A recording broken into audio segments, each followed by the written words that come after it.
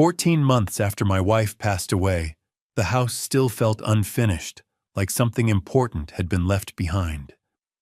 The only thing that truly comforted me was the necklace she wore every day. Then, without my knowledge, it disappeared. I didn't learn the truth until my phone rang a few days later. A stranger's voice said quietly, "Sir, I'm calling because your wife asked me to." I froze. He continued, "There's something inside that necklace you were meant to see." That was the moment everything I believed about my family began to shift. Hello everyone, thank you for being here with me. Before we continue, take a moment to like the video, subscribe to the channel, and tell me in the comments where you're watching from. I truly enjoy reading your stories. Just a quick note, some parts of this story are creatively adapted for reflection and learning. Any similarity to actual people or places is unintentional, but the message behind it may stay with you longer than you expect. The phone rang at exactly 3 in the afternoon. I was in the living room, sitting in the same chair I'd occupied every day since Elizabeth passed away. 14 months of routine, 14 months of absence. Her chair sat across from mine, untouched, as if she might return at any moment. The house was silent in a way that felt heavy, not peaceful, heavy. Loss does that, it turns quiet into pressure. My phone vibrated on the coffee table. Unknown caller, Portland area code. I considered ignoring it. Most calls these days were either sales pitches or people looking for something from me. I had very little left to give. Still, something in my chest tightened. A feeling I couldn't explain. I answered.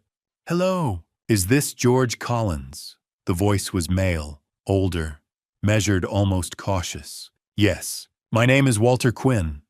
I own Quinn's Fine Jewelry here in Portland.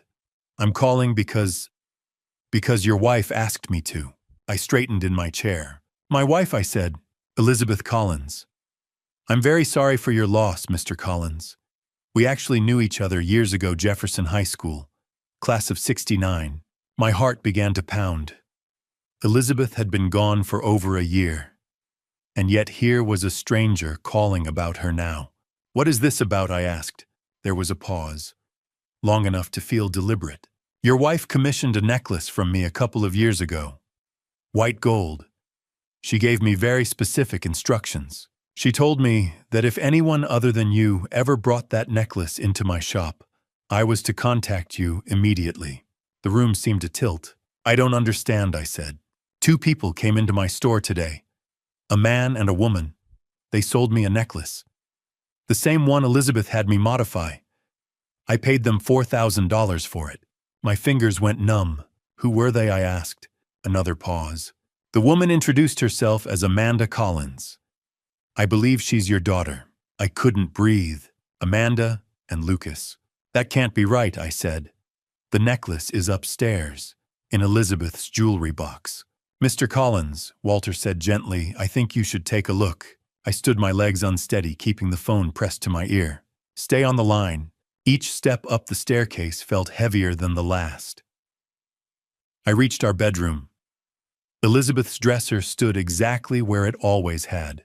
The small wooden jewelry box sat on top, just as it had for decades. I opened it. The space where the necklace should have been was empty. I searched anyway, lifted the velvet lining, moved her rings aside, her earrings, the watch I'd given her years ago. Nothing. The necklace was gone. My eyes fell to the lock. Scratched, forced, fresh marks in the brass. Someone hadn't just taken it. They'd broken in. I returned to the phone, my hand shaking. "It's gone," I said. Walter exhaled softly. I was afraid of that. Elizabeth prepared for this. She paid me in advance, told me exactly how to respond when this happened. 2 years ago, I asked, closer to 2.5. She was certain someone would try to sell it.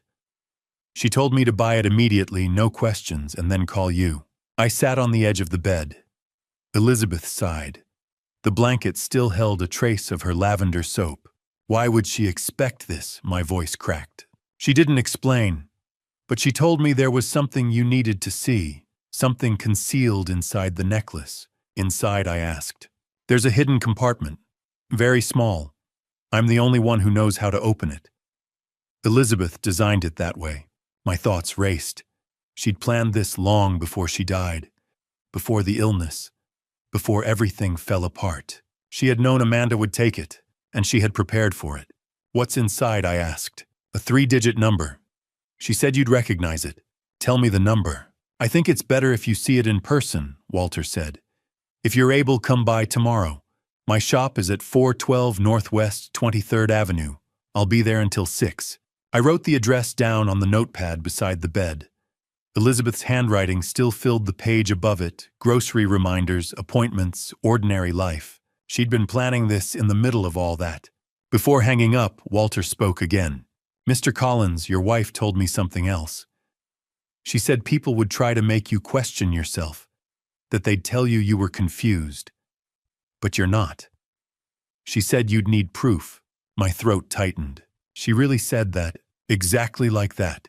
We sat in silence for a moment. Thank you for calling, I said.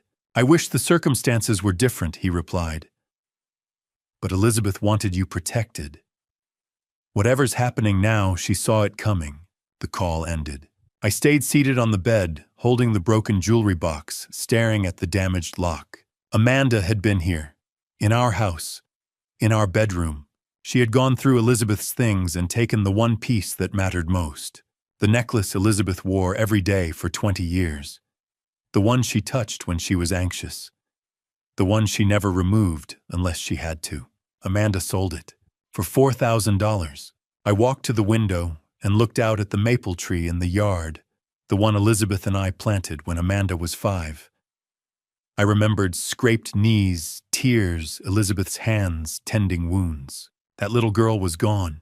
I no longer recognized the woman she'd become. But Elizabeth had recognized it, and she'd acted. I pulled out my phone and stared at Amanda's name. For a moment, my finger hovered over the call button. Then I stopped. If I called now, she'd deny it. Twist the story. Tell me I'd forgotten. Make me question my own memory. Walter said there was something hidden in the necklace. A message Elizabeth had left just for me. I needed to see it first. Only then would I confront my daughter. With proof, not suspicion. I set the phone down and went back downstairs. Dinner was leftover soup, Elizabeth's recipe. I'd found her handwritten card weeks ago and followed it carefully. It didn't taste the same. Nothing did. Afterward, I sat in my chair and stared at the empty one across from me. What did you know? I asked the quiet room. No answer. But tomorrow I'd go to Walter's shop. I'd see the necklace again, and whatever Elizabeth had hidden inside it. And then I would finally understand. I turned my wedding ring slowly on my finger. 48 years of marriage. She'd loved me through all of them. And in the end, she'd protected me. Even from our own child. That night, sleep never really came. I lay awake, staring at the ceiling, thinking about Elizabeth's hands. The way she always touched the necklace when she was deep in thought. I'd known. And soon I would know too. I went back upstairs after dinner. The soup sat heavy in my stomach. Or maybe that was the anger. The bedroom felt different now. Violated. Someone had been in here. Gone through Elizabeth's things. Taken what mattered most. I turned on the lamp beside the jewelry box. Bright light. No shadows. The lock stared back at me. Small, brass, delicate, and damaged. I ran my finger along the edge. Fresh scratches. Deep ones. The kind that showed bright metal underneath years of tarnish. Someone hadn't picked this lock. They'd forced it, probably with a screwdriver. Or a butter knife. Something thin and strong enough to pry the mechanism open without breaking the whole box. Careful, but not careful enough. I opened the lid again. Looked at everything inside. Elizabeth's wedding ring. The one she'd stopped wearing after her fingers swelled from medication. Her pearl earrings. The ones I'd given her on our 25th anniversary. A silver bracelet from Amanda. When Amanda was 12. Before everything changed. All of it still there. Only the necklace was gone. Whoever took it knew exactly what they wanted. I sat on the edge of the bed. Pressed my palms against my knees. Tried to remember. Elizabeth had worn that necklace every single day. For 20 years, maybe longer. I'd see her at breakfast. Sunlight through the kitchen window, the white gold catching the light. She'd touch it sometimes when she was thinking. Her fingers finding the small heart-shaped clasp. In the garden, dirt under her nails, tomatoes in a basket. The necklace resting against her collarbone. On our anniversary. 3 years ago. Before she got sick. We'd gone to that Italian place on Division Street. She'd worn her blue dress. The necklace. I'd reached across the table to hold her hand. She'd touched the necklace with her other hand. "This is my favorite thing you ever gave me," she'd said. I'd frowned. "I didn't give you that." She'd smiled. That knowing smile. The one that meant she had a secret. I know. I'd laughed. Thought she was joking. But she wasn't. She'd bought it herself. 2.5 years ago. Right around the time Amanda's real estate project collapsed. Right after Amanda started asking questions about our finances. About wills. About what would happen if something happened to me.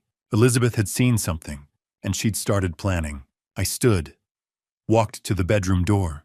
Looked at the frame. The lock. There. Just above the handle. A thin scratch. Recent. The wood lighter where something had scraped it. Someone had picked this lock too. But Amanda didn't need to pick it. She had a key. Elizabeth had given her a spare 5 years ago. "Just in case," Elizabeth had said.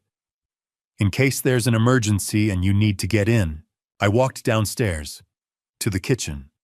Opened the drawer where we kept the spare keys. Amanda's key wasn't there. She still had it. I leaned against the counter. Closed my eyes. Forced myself to think. When had she been here? Not Monday. I'd been home all day. Not Tuesday. Today. Until Walter's call, everything had been normal. Sunday. 3 days ago. She'd stopped by around 2 in the afternoon. Said she wanted to check on me. Brought a casserole.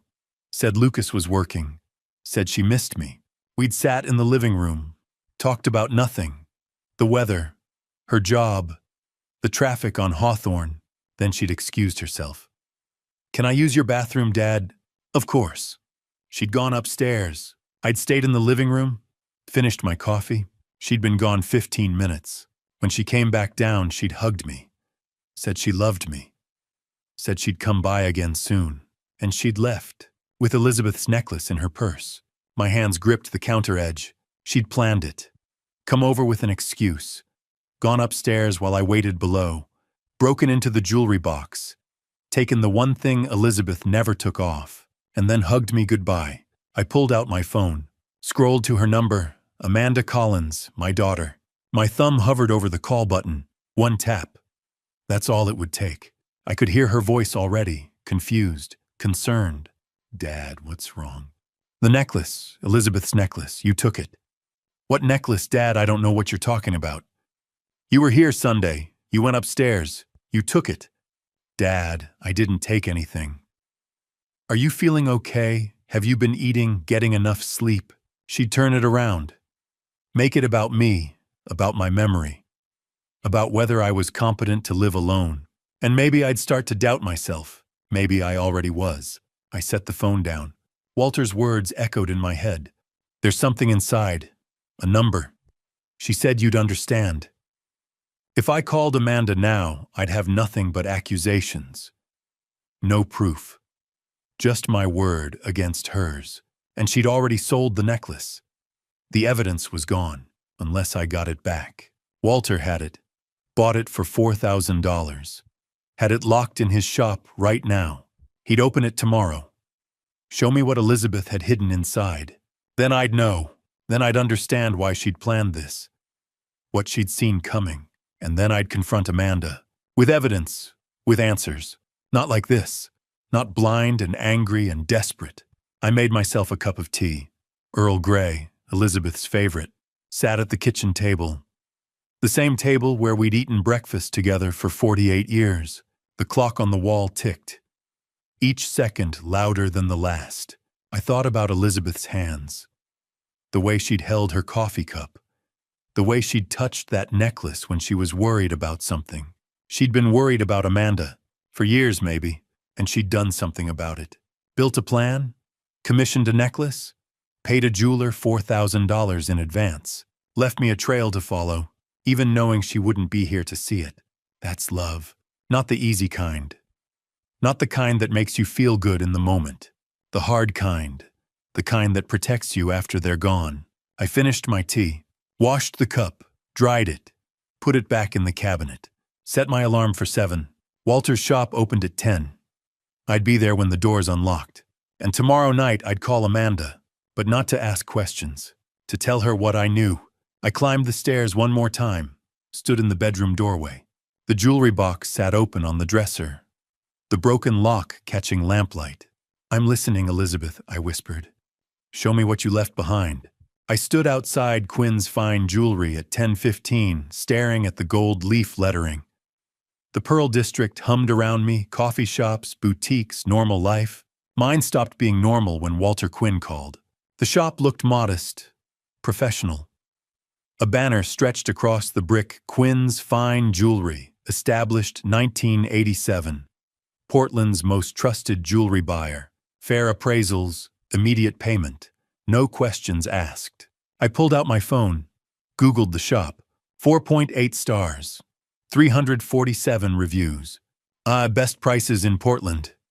Fast, professional, discreet. Walter paid me more than 3 other shops combined. Amanda would have seen these reviews. Lucas, too. Elizabeth knew they would. I pushed the door open. A bell chimed. Display cases lined both walls. Vintage rings, bracelets, watches. At the back counter, a man looked up from a jeweler's loupe. Walter Quinn. 68, maybe. Wire-rimmed glasses. White hair. Vest over a dress shirt. "George Collins?" he asked. I nodded. "Come with me." The back room was small. Workbench, tools, a safe in the corner door open. Walter reached inside, pulled out a black velvet box. My chest tightened. "Before I open this," Walter said, "I want you to understand something. Your wife came to me in spring of 2023, 2.5 years ago. She asked if my shop had a good reputation for buying estate jewelry. I said yes. She asked if people search online before they sell. I said most do." He tapped the box. She said, "Good. Then when my daughter needs money, she'll find you." I stared at the box. "Elizabeth paid me $4,000. Walter continued. "In cash. She said when someone brought this necklace in, I was to buy it immediately. No haggling. Then call you. She knew Amanda would sell it. She knew someone would." Walter opened the box. The necklace lay coiled inside. 14-karat white gold. Delicate chain. Heart-shaped clasp. I couldn't breathe. I'd seen that necklace 1,000 times. Around Elizabeth's neck, on her dresser, in photographs. But I hadn't seen it in 20 years. Not since the day I gave it to her. "Do you recognize this?" Walter asked gently. I reached out, touched the chain, cold, smooth. "I bought this," I said. My voice cracked. 20 years ago." Walter nodded. "Your wife told me. She said you saved for 6 months." I had. January 29th, 2005. Elizabeth's 50th birthday. I was working maintenance at the school district. 51 years old. Paycheck to paycheck. But Elizabeth never complained.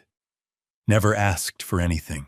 So I skipped lunches, walked to work, put $20 a week in an envelope under the mattress. 6 months. $240. I took the bus downtown, went to 3 jewelry stores before I found this one. It cost $238.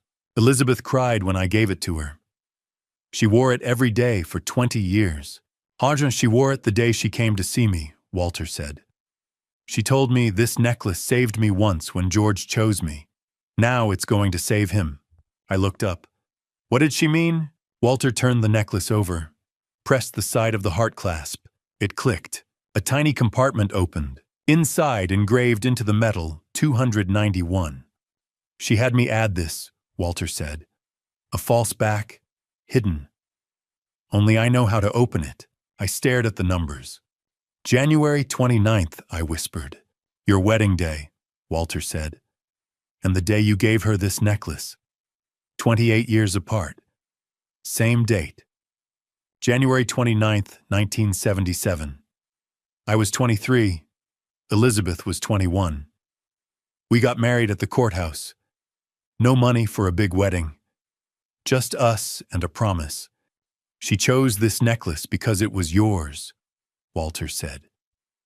Your love. Your sacrifice. She wanted it to be the thing that caught them. Caught them? Your daughter and her boyfriend. Elizabeth knew if Amanda needed money, she'd search online. She'd see my reviews. 4.8 stars.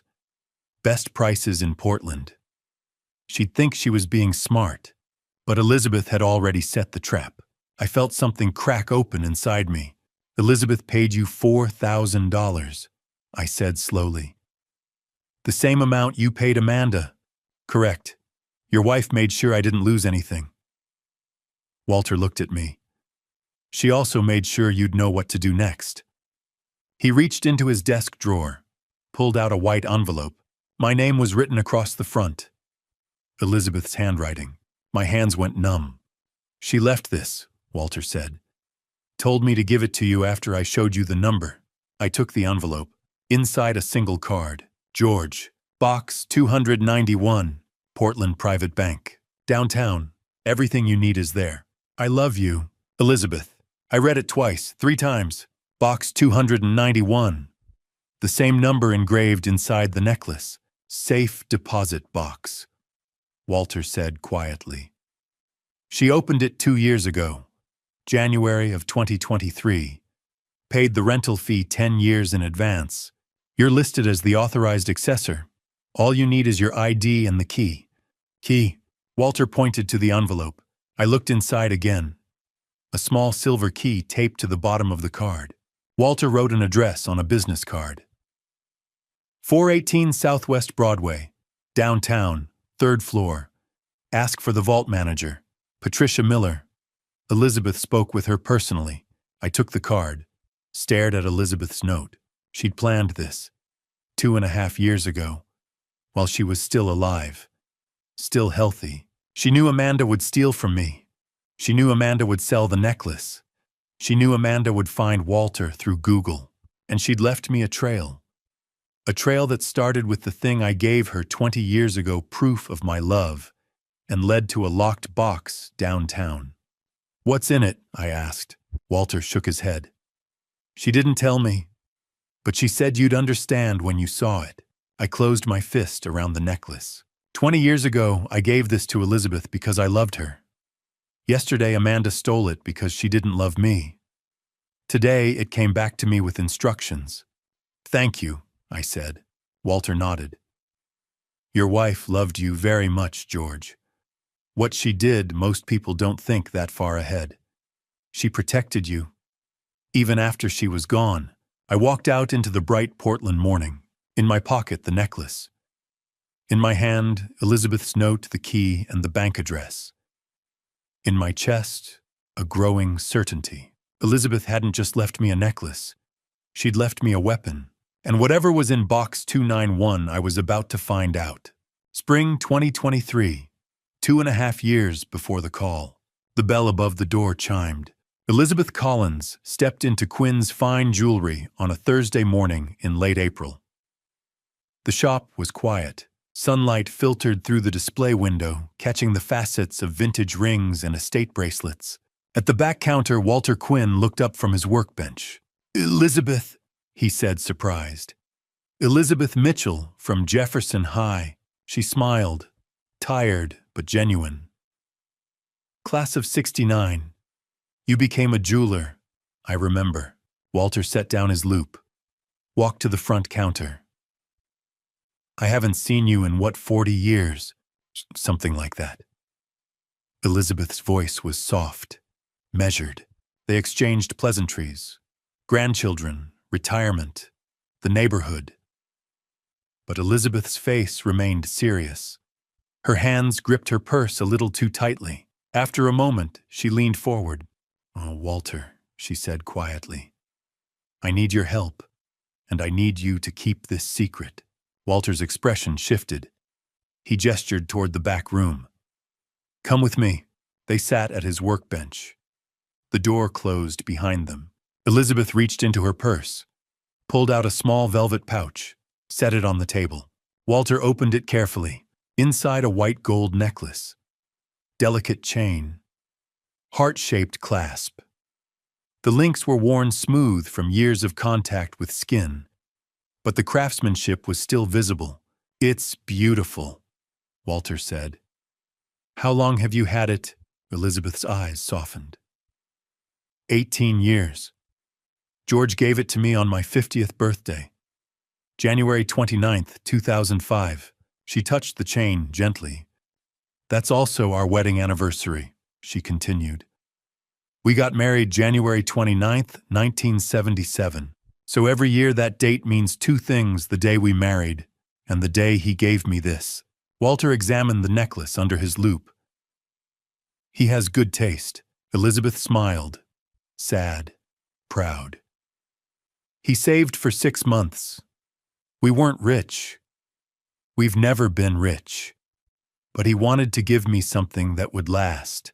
She looked up. "And it has. I've worn it almost every day for 18 years. It's been repaired twice. New clasps, reinforced links. But the chain is original." Walter set the loop down. "What do you need?" Elizabeth took a breath. "I need you to modify it," she said. "Add a hidden compartment inside the heart clasp. Engrave the number 291 inside for January 29th. Walter frowned. "Why this necklace? I could make you a new one." "No." Elizabeth's voice cracked. Her eyes filled with tears. "Because this necklace represents the moment George chose me," she said. 46 years ago, he married me. 28 years after that, he gave me this to celebrate." She wiped her eyes. "Now I'm 68. My health isn't good. And I'm watching my daughter turn into someone I don't recognize anymore. She looks at George like he's a problem to be managed, an asset to be controlled." Her voice dropped. "I need to protect him. And I want this necklace, the one he gave me when he had nothing, to be the thing that saves him." Walter was silent. Elizabeth pulled out her phone, opened Google, typed "Quinn's Fine Jewelry, Portland." She turned the screen toward him. 4.8 stars. 347 reviews. "Best prices in Portland. Yeah, fast, professional, discreet. Walter paid me more than 3 other shops combined." Elizabeth looked at him. "If someone in my family needed to sell jewelry fast, where would they go?" Walter stared at the screen, then at her. "Here. They'd come here." "What exactly?" Elizabeth said. "Because you're the obvious choice, the smart choice, and my daughter always thinks she's smart." She set the phone down. "So when she steals this necklace from George's house," Elizabeth continued, "and when she needs money fast, she'll search online. She'll see your reviews. She'll think she's being clever, but I'll have already set the trap." Walter exhaled slowly. "You really think she'll steal from him?" "I know she will," Elizabeth said. "I've watched her for 3 years. She's been circling, waiting. The only reason she hasn't made a move yet is because I'm still alive." She paused. "But I won't be. Not for much longer." Walter's face softened. "Elizabeth, it's okay," she said. "I've made my peace with it. But I won't leave George defenseless." Walter examined the necklace again, turned it over, pressed the edges of the heart clasp. "I can create a false back," he said. "A tiny compartment. When it's closed, it'll look completely normal." "How long?" 2 weeks. Elizabeth reached into her purse again, pulled out a white envelope. She set it on the workbench. Walter opened it. $4,000. Cash. "This covers the modification," Elizabeth said, "and the buyback in the future. When someone, probably Amanda or her boyfriend, brings this in to sell, buy it immediately. Pay them $4,000. Then call George. She handed him a card with a phone number written on it. This is his cell. Don't call until after I'm gone. If I'm still alive, I'll handle it myself. Walter stared at the money. You're building a trap. I'm building a safety net, Elizabeth corrected. There's a difference. She stood, held out her hand. Will you do this for me, Walter, of George Seton Taum? Walter took her hand. I will, I promise, Elizabeth nodded. Thank you. She turned to leave, paused at the door. One more thing, she said. When you call George after you show him the necklace, give him this. She handed Walter another envelope, smaller, cream-colored. George's name written on the front in careful handwriting. What's inside? Walter asked. Elizabeth's smile was sad, knowing. Everything he'll need to fight back. She left. Walter stood in the doorway, watched her walk down Northwest 23rd Avenue, watched her disappear into the spring sunlight. He looked down at the necklace in his hand, the envelope of cash, the sealed letter. Elizabeth Collins was 68 years old, sick and running out of time. But she wasn't running scared. She was 3 steps ahead. 14 months later, Elizabeth died. 10 months after that, Amanda brought the necklace to Walter. Exactly as Elizabeth had predicted. She'd known. From 2.5 years out, she'd turned my gift, the necklace I gave her on her 50th birthday, into a weapon. Not to harm anyone, but to protect me. She'd taken the thing I gave her when I had almost nothing, and she'd made it the thing that would save me when I had no one. That's the power of love. It doesn't just endure. It plans.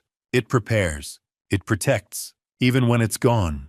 I called Amanda at 6:30. Come over, I said. Both of you.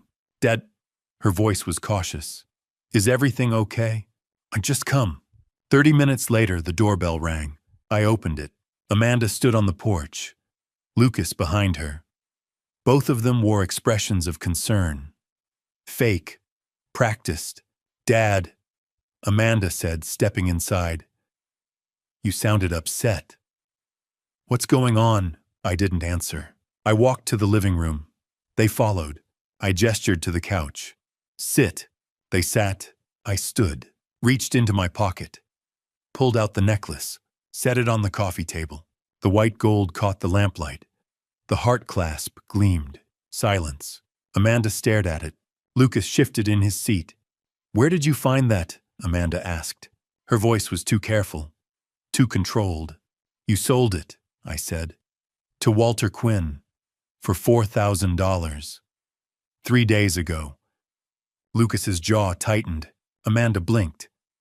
Dad, I have no idea what you're talking about. You took it from my bedroom, I said. Sunday, when you said you were going to the bathroom. Amanda stood. I didn't take anything. I pointed to the necklace. The jewelry box lock was broken. There were fresh scratches on it. Shad, Amanda said slowly, I think you're starting to lose it. I froze. What? She looked at Lucas, then back at me. Her expression softened. Pity, concern. You're getting older, she said. And your memory, it's probably not what it used to be. My chest tightened. Lucas leaned forward. She's right, George. We've noticed some things. You forget where you put your keys. Last month you called us twice to ask the same question. That has nothing to do with this, I said. Amanda stepped closer. Maybe you moved the necklace and forgot. Maybe you're confused about what happened. I'm not confused, I said. Walter Quinn called me. He told me you sold it. Walter Quinn, Amanda repeated. Who's that? A jeweler. Quinn's Fine Jewelry. 412 Northwest 23rd. Amanda looked at Lucas. Do you know anyone named Walter Quinn? Lucas shook his head. She turned back to me. Dad, there was no sale. There's no jeweler. I think maybe you dreamed this. I have the necklace right here. Yes, Amanda said patiently. Because it's been in your house the whole time. Maybe you found it and forgot you'd moved it. The lock was broken. Maybe you broke it, she said. Maybe you were looking for something and forgot. I felt something crack inside me. A small crack, just for a moment. Was I confused? Had I imagined the call? Amanda saw the hesitation in my face. She pressed forward. Dad, she said softly, this is exactly what we've been worried about. You're forgetting things, getting confused. Your mind, it's not as sharp as it was. Lucas nodded. Maybe we should take you to see Dr. Owen, get you checked out. There's nothing wrong with me, I said, but my voice sounded weaker than I wanted it to. Amanda sat on the armrest of the couch, close to me, her hand on my shoulder. We're not trying to be mean, she said. We love you, but we're worried about whether you're still capable of living alone. I pulled away. I'm capable, and I'm not confused. Then show me proof, Amanda said. Her voice hardened. Show me a receipt. Show me Walter Quinn's phone number. I pulled out my phone, scrolled to Walter's number, held it up. Amanda glanced at it, shrugged. That could be anyone. Did you verify that's actually a jeweler? Or did some scammer call you and pretend to be one? I stared at her. So Dedan, she said, scammers target elderly people all the time. They call, they make up stories, they confuse you. She stepped closer. I think someone scammed you, and now you're accusing us because you don't want to admit you got tricked. My hands shook. Get out, I said. Dad, get out of my house. Amanda looked at Lucas. He stood. They walked to the door. Amanda paused, turned back. We're going to help you, Dad, she said, whether you want it or not. The door closed. I stood in the living room, alone. The silence pressed against my ears. I sat down in Elizabeth's chair, held the necklace. My hands were trembling. A part of me, small buried, whispered, what if they're right? What if I am confused? What if I dream the call? What if my memory is failing? I'd been forgetting things lately. Little things. Where I put my wallet. Whether I'd locked the back door. What if this was bigger? What if I was losing my mind? I looked down at the necklace in my palm. The heart clasp.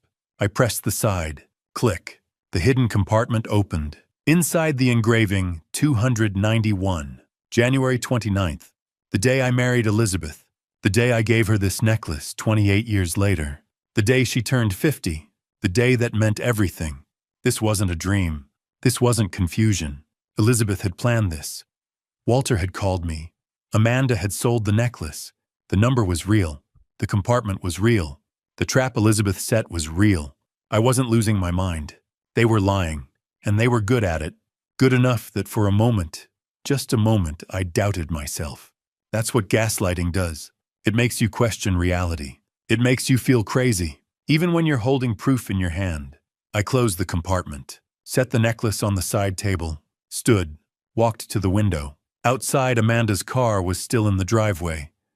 She and Lucas were sitting inside, talking. I couldn't hear them, but I could see their faces. They weren't worried. They were strategizing. Amanda pulled out her phone, typed something, showed Lucas. He nodded. They were planning something, and I knew deep in my bones that we're going to help you whether you want it or not wasn't an empty threat. It was a warning. They were going to try to take control. My house, my money, my life. They'd use my age against me, my memory. Dr. Owen, maybe. A lawyer. Elizabeth had seen this coming. 2.5 years ago, she'd seen it. And she'd left me weapons. The necklace was the first. Tomorrow I'd find the second. Box 291, Portland Private Bank. Whatever Elizabeth left in that box, I needed it now. Because Amanda and Lucas had just declared war. And I wasn't going down without a fight. I was staring at my coffee when the doorbell rang. Grace Holloway stood on my porch. White hair and soft curls. A cardigan with flowers embroidered on the buttons. A smile that could melt a frozen winter. George, dear, I just wanted to check on you. Haven't seen you on your walks lately. I managed a nod. Rough week, Grace. She stepped inside, her eyes drifting to Elizabeth's empty chair. I know, sweetheart. 14 months, and it still feels like yesterday. She touched my arm. But you're not alone. The whole neighborhood's thinking of you. I wanted to believe her. Now, actually, I saw Amanda posted some beautiful photos. Hawaii, right, Waikiki Beach. That sunset looked gorgeous. The coffee cup stopped halfway to my mouth. Hawaii! Oh, yes. About a week ago, I think. Her and Lucas. Lays the ocean, they looked like they needed the break. A week ago, 3 days after they sold Elizabeth's necklace. And Grace went exactly, do you remember? She blinked. Well, I saw the photos maybe 5 days ago. The post said they'd just gotten back. So it must have been the weekend before that. The numbers clicked together like tumblers in a lock. Grace left 20 minutes later. I barely heard her goodbye. The laptop sat on the living room desk. I hadn't touched Elizabeth's online account since she died, but I knew Amanda's profile was public. She always was. Proud of her life, her accomplishments, her trips. I typed her name into the search bar. There. Her profile loaded. Smiling photos. A perfect life on display. I scrolled down and there it was, posted August 15th. The caption read, "Sometimes you just need to hit pause and breathe. Life is stressful, but moments like these remind me what really matters." The photos loaded one by one. Amanda and Lucas on Waikiki Beach. Sunset behind them. Sky burning orange and pink. Lucas holding a Mai Tai at a beachside bar. Amanda wearing a white lei, grinning at the camera. Dinner at an oceanfront restaurant. White tablecloths. Wine glasses catching the light. A video of them on a sunset cruise. Lucas's arm around her waist. Her laughter louder than the waves. I clicked on the timestamps. August 12th through 14th. 3 nights. Walter had called me on Monday, August 16th. Amanda and Lucas had sold the necklace on Thursday, August 12th. They'd flown to Hawaii the same day. I leaned back in the chair. My hands were shaking. I opened a new tab and searched for flight prices from Portland to Hawaii. Round trip roughly $700 per person. 2 people, $1,400 total. Waikiki hotel for 3 nights, minimum $500. Food, drinks, sunset cruise, another $200. Total $2,100. But the necklace sold for $4,000. I grabbed the notebook I'd been keeping and wrote down the numbers. $4,000 received from Walter. $1,800 for Lucas's vendor debt he'd mentioned at Thanksgiving. $600 for the Lexus payment. 3 months overdue, she'd complained about it at Easter. $1,400 for the Hawaii trip. $200 in miscellaneous expenses. Total $4,000. Every single dollar. They'd taken Elizabeth's necklace, the one she'd worn for 20 years. The one that held a secret message. The one she'd trusted Walter to protect. And turned it into Mai Tais and sunset cruises. I stared at Amanda's caption again. Life is stressful, but moments like these remind me what really matters. Stressful. They stole from me, gaslit me, called me delusional, and then they sipped cocktails on a beach. I printed the photos. All of them. The beach, the drinks, the lei, the cruise. I printed the flight dates, the hotel price estimates, that caption. I laid them all out on the kitchen table at 2847 Southeast Hawthorne Boulevard. Not legal evidence. I knew that. A lawyer would laugh at me if I tried to use vacation photos in court. There was no direct proof the Hawaii money came from the necklace. Amanda could say they'd saved up, that Lucas got a bonus, that they'd borrowed from friends. A judge wouldn't accept circumstantial timing. But this was proof of something else. Proof of who they really were. They'd taken Elizabeth's necklace, the one I'd saved 6 months to buy the one she'd worn every day for 20 years, and they'd turned it into a vacation. While I sat in this empty house, grieving, while they called me confused, delusional, losing my mind. They were sipping cocktails on Waikiki Beach. The timeline was damning. August 12th sold the necklace. August 12th, flew to Hawaii. August 15th, posted the photos. August 19th, came to my house and told me I was imagining things. My chest tightened. Not with grief this time. With a cold, focused rage. Elizabeth had known. She'd known this would happen. That's why she'd built the plan. The necklace. Walter. That hidden compartment. She knew Amanda would lie, would twist the truth. I picked up the printed photo of Amanda on the beach. Her smile. Her lay. Her perfect sunset. And I thought about the number engraved inside the necklace clasp. Elizabeth had left me clues. It was time to follow them. I folded the printouts carefully and slid them into a large yellow envelope. These wouldn't hold up in court, but they'd hold up in a confrontation.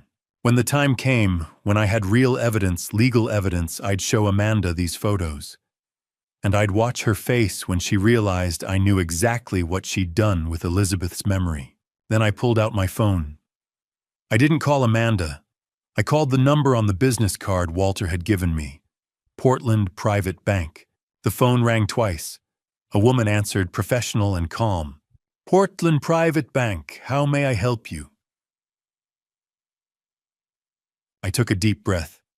I need to access a safe deposit box. Number 291. There was a pause. And your name, sir? George Collins. I heard keys clicking, a moment of silence. Mr. Collins, yes. I have you listed here as an authorized accessor. Box 291 was registered by Elizabeth Collins in January of 2023. My throat tightened. Elizabeth. 2.5 years ago. The same time she went to Walter. Can you come in today? I looked at the yellow envelope on the table. Yes. I'll be there in an hour. Wonderful. Ask for Patricia Miller when you arrive. 3rd floor vault services. Bring a government-issued ID. I will. I hung up, stood and walked to the window. Outside, the morning sun was climbing over the rooftops of southeast Portland. The neighborhood was waking up. People walking dogs, cars backing out of driveways, normal life. Mine had stopped being normal 2.5 years ago when Elizabeth started building a safety net. A net I was about to step into. I grabbed my keys, my wallet, and the yellow envelope with the Hawaii photos. Not for the bank, not for a lawyer, for Amanda. When the time came, and I walked out the door. I'd planned to go to the bank yesterday, but by the time I'd finished printing the Hawaii photos and organizing the evidence, it was almost 4 o'clock. The bank closed at 5. I decided to go Friday morning instead. Get there early, open box 291, find whatever Elizabeth had left. Then the knock came. 3 sharp raps, loud, insistent. I opened the door to find a man in a gray suit standing on my porch. Polished shoes, briefcase in hand, 50s, thinning hair combed back, sharp eyes behind wire-rimmed glasses. George Collins, he asked. Yes. He extended a business card. Martin Hale. I'm an attorney. I specialize in elder law and conservatorship cases. My chest tightened. What do you want? May I come in? This concerns your daughter Amanda. I hesitated, then stepped aside.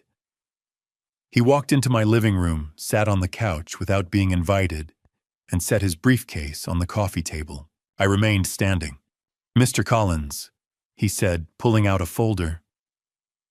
Your daughter has retained my services due to concerns about your capacity to manage your affairs. My what? Your cognitive capacity. Your ability to make sound decisions regarding your health, finances, and living situation. I stared at him. There's nothing wrong with my capacity. Martin Hale didn't smile or frown. Just opened the folder and pushed the first document across the table. A medical report. Letterhead Owen Mercer, M.D., Family Medicine, Portland, Oregon. Dated July 2nd, 2025. 6 weeks ago. I picked it up and read.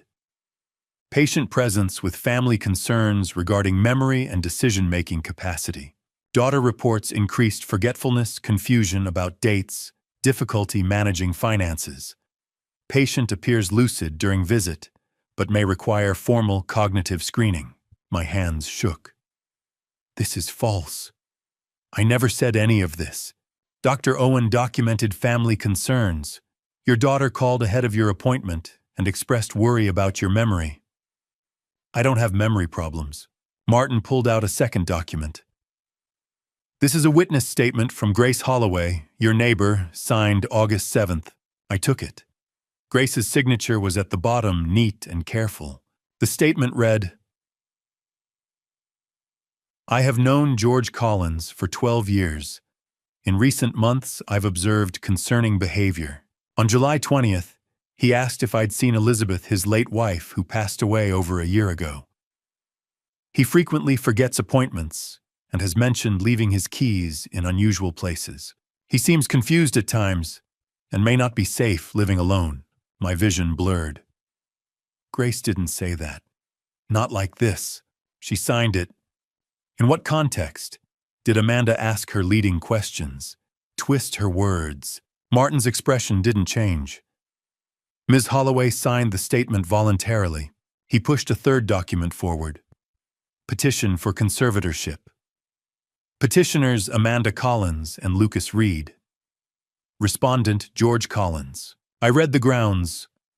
Respondent exhibits cognitive decline, including memory loss, confusion, and impaired judgment. Respondent is unable to manage financial affairs and poses a risk to his own safety. Petitioners request full conservatorship of person and estate with Amanda Collins appointed as conservator. My throat closed. When was this filed? It hasn't been filed yet. Amanda wants to give you an opportunity to cooperate voluntarily. If you agree to certain terms, we can avoid court proceedings. Cooperate how? Undergo a formal capacity evaluation. Allow Amanda to assist with your financial management. Transition to a living arrangement with more support, whether that's in-home care or assisted living. I don't need assisted living. That's for the evaluator to determine. And if I refuse, Martin closed the folder. We file the petition on Monday. The court will order a capacity evaluation. If the findings support the petition, conservatorship will be granted whether you agree or not. I stood. Get out. Mr. Collins, get out of my house. Martin stood slowly, packed his documents back into the briefcase, and walked to the door. He paused. Your daughter loves you, Mr. Collins. She's trying to protect you. She's trying to control me. Martin left. The door closed. I stood in the silence. I sat back down and spread the documents on the coffee table. The medical report, the witness statement, the petition. I looked at the dates. July 2nd, Dr. Owen appointment, 6 weeks ago. Late July, Grace's statement collected. Early August, Martin Hale retained. Petition drafted. August 12th, necklace sold. August 20th, today, ultimatum delivered. They'd been planning this for months. This wasn't a reaction to my confusion. This was premeditated. Amanda had called Dr. Owen before my appointment, planted concerns, twisted his notes. She'd talked to Grace, asked leading questions, got a signature. She'd hired a lawyer and drafted legal documents. And then, on August 12th, she'd sold Elizabeth's necklace for $4,000. This wasn't impulsive. This was a systematic, calculated plan to take control of my life, my home, my money, my freedom. I looked at the petition again. Full conservatorship of person and estate. If they succeeded, Amanda would control everything. Where I lived, how I spent my money, whether I could leave the house. I'd lose my autonomy, my dignity, my life. Elizabeth had seen this coming 2.5 years ago. She'd known Amanda would do this. And she'd left me weapons. The necklace. Walter. Box 291. But I hadn't opened the box yet. And now I was running out of time. 7 days. I picked up my phone and scrolled through my contacts. Found the name Elizabeth had written in her will. James Cartwright, attorney at law, Elizabeth's lawyer, the one who'd handled her estate. I pressed call. The phone rang twice. James Cartwright. Mr. Cartwright, this is George Collins, Elizabeth's husband. There was a pause. Then, George, I've been waiting for your call. My breath caught. You have. Elizabeth told me you'd call when the time came, when Amanda made her move. She knew everything, George, and she left instructions, detailed ones. I closed my eyes. What do I do? First, don't sign anything Martin Hale gives you. Don't agree to any evaluations. Don't let Amanda into your financial accounts. Okay. And have you been to Portland Private Bank yet? Box 291. I looked at the yellow envelope on the side table. The Hawaii photos. The evidence I'd gathered. Not yet. I was going this morning. Then Martin Hale showed up. Go tomorrow, Saturday. The vault is open until noon. Patricia Miller is expecting you. Everything you need is in that box. What's in it? James's voice softened. Elizabeth's countermeasures. She built a safety net, George, and it's time to use it. I spread everything across the kitchen table. The Hawaii printouts, Martin's legal documents, Walter's business card, the bank confirmation. Rain tapped against the window. The house was too quiet. I pulled out a yellow legal pad and drew a line down the center of the page. Left side their plan, right side Elizabeth's plan. I started writing, at their plan. July 2nd, 2025. Doctor's appointment. Family concerns report filed. Late July, Grace's statement collected. Date unclear, but before August. Early August, Martin Hale retained. Conservatorship petition drafted. August 12th, necklace stolen and sold. August 12th through 14th, Hawaii vacation. $4,000 spent. August 16th, Walter called me. They didn't anticipate this. August 19th, confrontation. Dad's losing it. August 20th, Martin delivered ultimatum. 7 days to comply. 6 weeks of planning, every move calculated. I stared at the timeline, then started writing on the right side. Elizabeth's plan. 2.5 years ago, early 2023, Elizabeth met Walter Quinn. Commissioned necklace with hidden compartment. 2 years ago, 2024. Elizabeth opened safe deposit box 291. Deposited cash property deed letters. 14 months ago, June 2024, Elizabeth died. Necklace passed to me. August 2025. Amanda took necklace. Walter called. Number 291 revealed. Tomorrow, August 21st, I open box 291. Elizabeth had started her plan 2 years before Amanda started hers. She'd known. Not the details. Not every move. But she'd known the nature of it. That Amanda would take, would manipulate, would try to control. So Elizabeth had built a safety net. The necklace. The number. The vault. A trail only I could follow. I walked into the living room. Elizabeth's photograph sat on the mantel, taken on our 40th anniversary. Her smile. Those eyes that always saw everything. I picked it up and whispered, "You knew." The house was silent, but I felt her answer anyway. Of course I knew. I thought about the necklace, how she'd worn it every day for 20 years. Never took it off. Even when she slept. I'd thought it was just sentiment, but it wasn't. It was a message waiting. Why didn't you tell me? I asked the photograph, but I already knew the answer. Because telling me wouldn't have been enough. I would have confronted Amanda, argued with her, and I would have lost. No evidence. Just accusations. Elizabeth needed me to see it for myself, to experience it, to gather proof. The necklace sale, the Hawaii trip, the lawyer's documents. Each piece was a weapon. Elizabeth had given me an arsenal. I just needed to be willing to use it. I set the photo back on the mantel. I'm not going to let them win. The rain kept falling. I sat in my chair. Elizabeth's chair across from me. Empty. My mind circled back to Amanda's words. Dad's losing it. Your memory, it's not what it used to be. Was it true? I'd been so certain about the necklace. But yesterday, I doubted myself. Wondered if I'd imagined the whole thing. That's what gaslighting does. It plants seeds of doubt. Even now, a part of me wondered. What if Dr. Owen is right? What if I really am confused? What if Amanda is actually trying to help me? I closed my eyes. No. The evidence was clear. Walter had confirmed the necklace, confirmed Elizabeth's plan, confirmed the $4,000.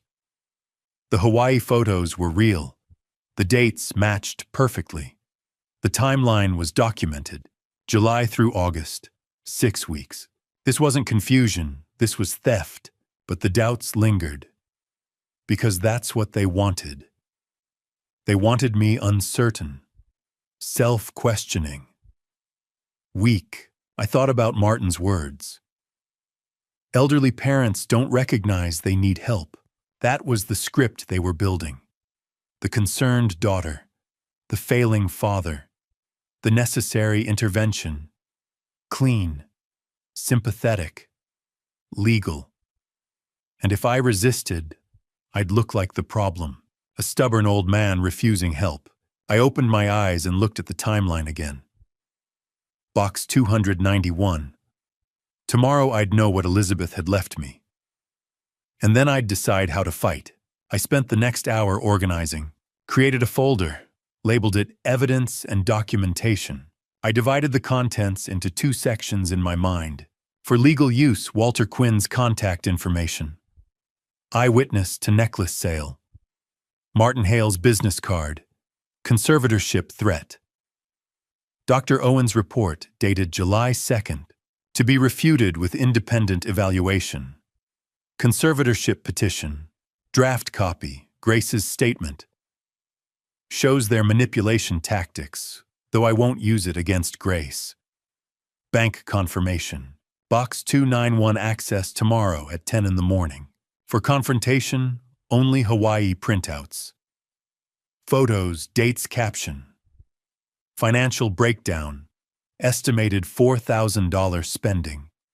Timeline analysis. August 12th sale leading directly to August 12th through 14th vacation. I wrote a note in the margin. The Hawaii photos won't hold up in court. No direct proof the vacation money came from the necklace. Amanda could claim they saved up, that Lucas got a bonus, that they borrowed from friends. A judge wouldn't accept circumstantial timing. But the photos prove character. They prove intent. They prove who Amanda really is. When I confront her, when I have real legal evidence from Box 291, these photos will show her I know. I know exactly what she did with Elizabeth's memory. Then I made copies of everything and put the originals in a locked box. I wrote a final note in my notebook. Tomorrow, 10 in the morning. Portland Private Bank, 418 Southwest Broadway. Open Box 291, read Elizabeth's letter, discover what she left me. Next steps. Call James Cartwright, Elizabeth's attorney. Done. Get independent medical evaluation. Gather real legal evidence from Box 291. Build the case with James. Confront Amanda, but only when I have proof that will stand up in court. I underlined the last line twice. No more defense, no more doubt. This time I'd have everything. I didn't sleep, just sat in my chair, watched the rain, thought about Elizabeth. She'd loved me for 48 years. She'd understood me better than I understood myself. And she'd protected me, even from the grave. At 6 in the morning, the rain stopped. Light broke through the clouds, gray turning to gold. I stood showered and dressed. Put the evidence and documentation folder into my leather briefcase. The Hawaii photos were in there, not as legal evidence, but as a reminder of what they'd done, of who they really were. At 9:30, I climbed into my pickup truck. Portland Private Bank, 418 Southwest Broadway. Box 291 was waiting, and so was Elizabeth's truth. Whatever she'd left in that box, recording documents, instructions that would be the real evidence. The evidence that would stand up in court. The evidence that would protect me. The Hawaii photos were just the beginning. Tomorrow I'd have the rest. The Portland Family Medicine Clinic was nearly empty on Saturday afternoon. James Cartwright and I walked through the glass doors at 2 o'clock. The receptionist looked up, surprised. "We're here to see Dr. Owen Mercer." James said, his voice calm and professional. The voice of a man who'd done this 1,000 times. "Do you have an appointment to sell?" "No, but he'll want to see us." James handed her his card. "Attorney at law." She picked up the phone, spoke quietly, then nodded toward the hallway. "Room 3, he'll meet you there." We walked past empty exam rooms. The fluorescent lights hummed overhead. My briefcase felt heavy in my hand. Inside was the retraction. We needed him to sign the audio recording Elizabeth had left, and the timeline James and I had built this morning after I opened box 291. Dr. Owen Mercer was waiting in his office. 58 years old, graying hair, wire-rimmed glasses. He looked smaller than I remembered. "Mr. Collins, I wasn't expecting you. Is everything all right?" So I know how I said, "It's not." James stepped forward and extended his hand. "James Cartwright. I'm the attorney for Elizabeth Collins's estate. We need to talk about your report dated July 2nd. Dr. Owen's face changed. The color drained. "I have patients this afternoon. Your schedule says otherwise," James said. "And this won't take long, if you cooperate." Dr. Owen looked at me, then at James, then back at me. "What is this about?" I set my briefcase on his desk, opened it, and pulled out the medical report. "This. The report you wrote. The one that says I'm confused, forgetful, that I need cognitive screening." Dr. Owen swallowed. "Mr. Collins, I documented what your daughter told me." "My daughter lied," I said, "and you knew it." James pulled out a chair and sat. I remained standing. "Dr. Owen, we have reason to believe you were compensated to write a false medical report. That constitutes fraud, medical malpractice, and conspiracy to commit elder abuse." Dr. Owen's hands started shaking. "I don't know what you're talking about." James reached into his briefcase, pulled out a small audio recorder, and set it on the desk. Elizabeth Collins recorded a conversation between Amanda Collins and Lucas Reed 6 months before she died. They discussed several things, including bribing a doctor to write a false cognitive assessment. Dr. Owen sat down heavily. "We can play it if you'd like," James continued. "But I think you know what's on it." Silence. I leaned forward. $3,000.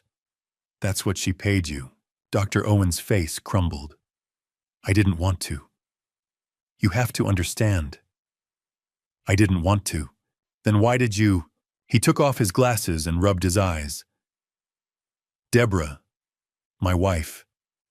She has cancer. Stage 3 ovarian. The treatment we're drowning. $45,000 in debt. The insurance doesn't cover everything. We've been selling furniture, borrowing from family." He looked up at me, his eyes red. "Amanda came to me in late June. She knew about Deborah. She said you were declining, that your family was worried, that they needed documentation for a conservatorship." I never said I was confused," I said. "See, I know." His voice was barely a whisper. "She told me what to write. She said it was just a formality, that you'd agreed to an evaluation, that she was trying to help you. And you believed her." I wanted to believe her. She offered $3,000. Cash. Said it would be delivered after the report was filed. And it was. He nodded. 2 days later, in an envelope, no return address, James leaned forward. "Do you have any communication from Amanda, emails, texts?" Dr. Owen hesitated, then pulled out his phone. His hands were still shaking. He scrolled, stopped, and turned the screen toward us. I read the messages. June 28th. "Dr. Owen, I need your help. My father is declining. Can we meet June 30? I know about Deborah's treatment. I want to help. $3,000. Just write the report as we discussed. July 1st. Your wife needs you. My father needs intervention. This helps everyone. Cash. No one will know. July 1st, okay. James took photos of the screen with his own phone. These messages constitute evidence of conspiracy and medical fraud. Dr. Owen put the phone down. Am I going to lose my license? That depends, James said. On what you do next. James pulled out a document and set it on the desk. A formal retraction, in writing, stating that your July 2nd report was based on false information provided by Amanda Collins, not on clinical observation, that George Collins showed no signs of cognitive impairment during your examination. Dr. Owen stared at the document, then nodded. He turned to his computer, opened a document, and started typing. After 5 minutes, he turned the screen toward us. I, Dr. Owen Mercer, hereby retract my medical report dated July 2nd, 2025 regarding George Collins. The report was based on misleading and false information provided by a third party, not on direct clinical observation. During our appointment, Mr. Collins demonstrated full cognitive capacity and showed no signs of impairment. He printed 3 copies, signed and dated each one, and handed them to us. I stood to leave and paused at the door. How is Deborah? Dr. Owen's face broke. She starts chemo next week. I thought the money would help, but I sold my integrity for it. Elizabeth had cancer too, I said. She never asked me to lie for her. She protected me instead, even after she died. I'm sorry, Mr. Collins. I'm so sorry. Sorry doesn't fix it, I said. But helping us does. We walked out. In the parking lot, James unlocked his car. That's our second piece. Walter's testimony that Amanda sold the necklace. Dr. Owen's retraction and the text messages proving fraud. Combined with what Elizabeth left in box 291, we have a case. What happens Monday? We file a police report. Theft, elder financial abuse, conspiracy, medical fraud. This isn't just civil anymore, George. This is criminal. I climbed into my truck. James leaned against the door. You did good today. Elizabeth would be proud. I thought about the box, the letter, the recording. Everything she'd left behind. She knew. 2 years ago, she knew Amanda would do this. And she prepared, James said. Now we use what she left us. Monday, we'd file the report. And then Amanda would learn what it meant to steal from someone who'd been loved by Elizabeth Collins. I pulled into the parking garage beneath Portland Private Bank at 9:55 Saturday morning. The building rose above me, glass and steel, 20 stories of wealth and secrets. I took the elevator to the lobby. Marble floors, high ceilings, chandeliers that caught the late summer light. The place was quiet. Saturdays always were. A sign directed me to the 3rd floor.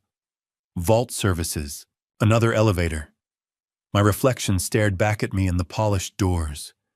71 years old. Tired, but not defeated.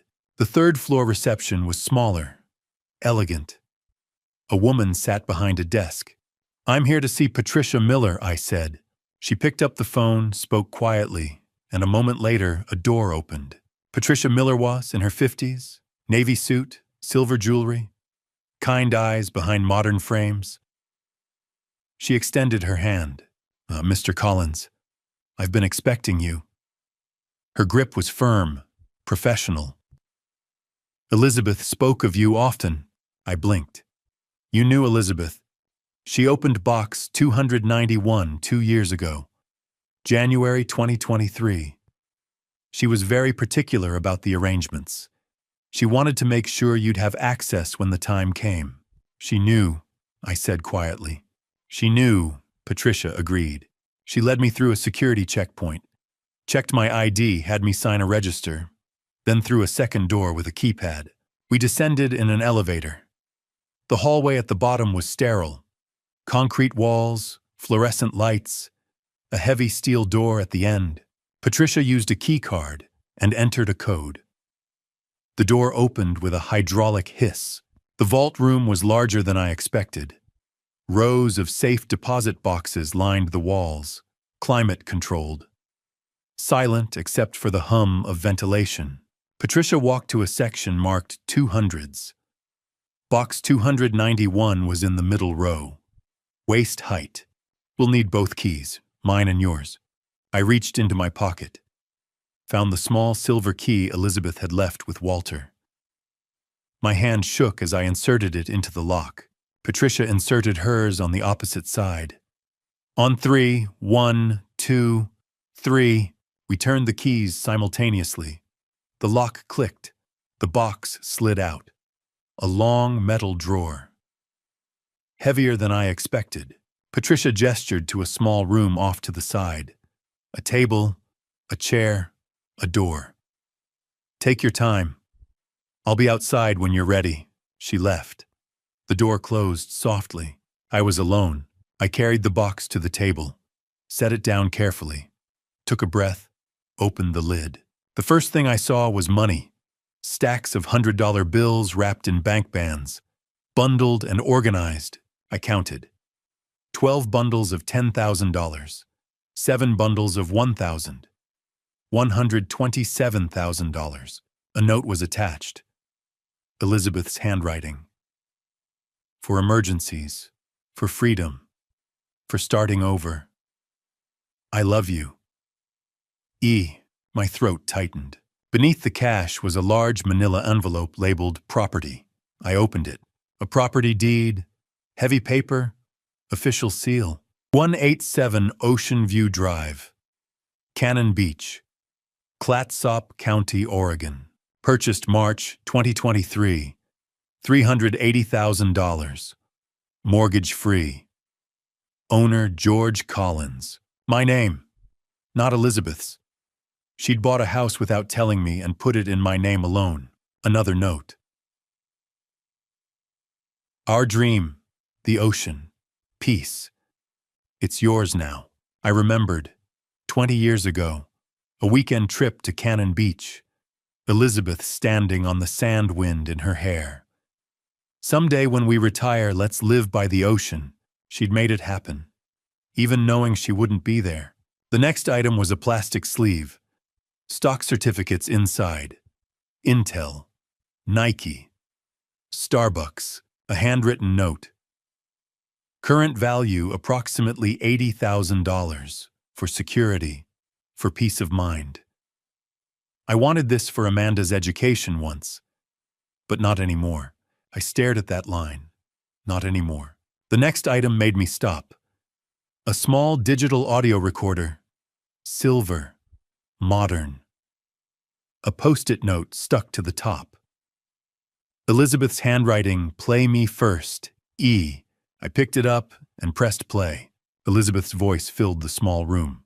George, my love, if you're hearing this, I'm gone. And Amanda has made her move. 6 months ago, I hid a recorder in our living room, behind the clock on the mantel. I suspected Amanda was planning something. I needed proof, not suspicion. Proof. Her voice was calm, strong. The voice I'd loved for 48 years. What you're about to hear was recorded on February 14th, 2024. Valentine's Day. You were at the hardware store.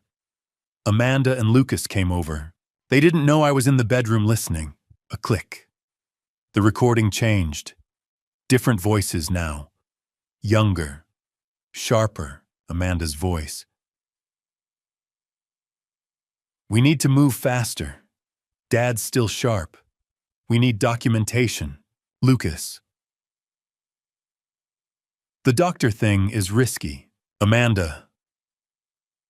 Owen's desperate. His wife has cancer. $5,000 in cash, he'll write whatever we want. My hands clenched around the recorder. Lucas, and if George fights back, Amanda laughed. He won't. He's old, grieving, alone. We'll make him look incompetent. Grace will sign a statement if we ask the right questions. Owen's report will back it up. Then conservatorship. Lucas, what about the house? Amanda.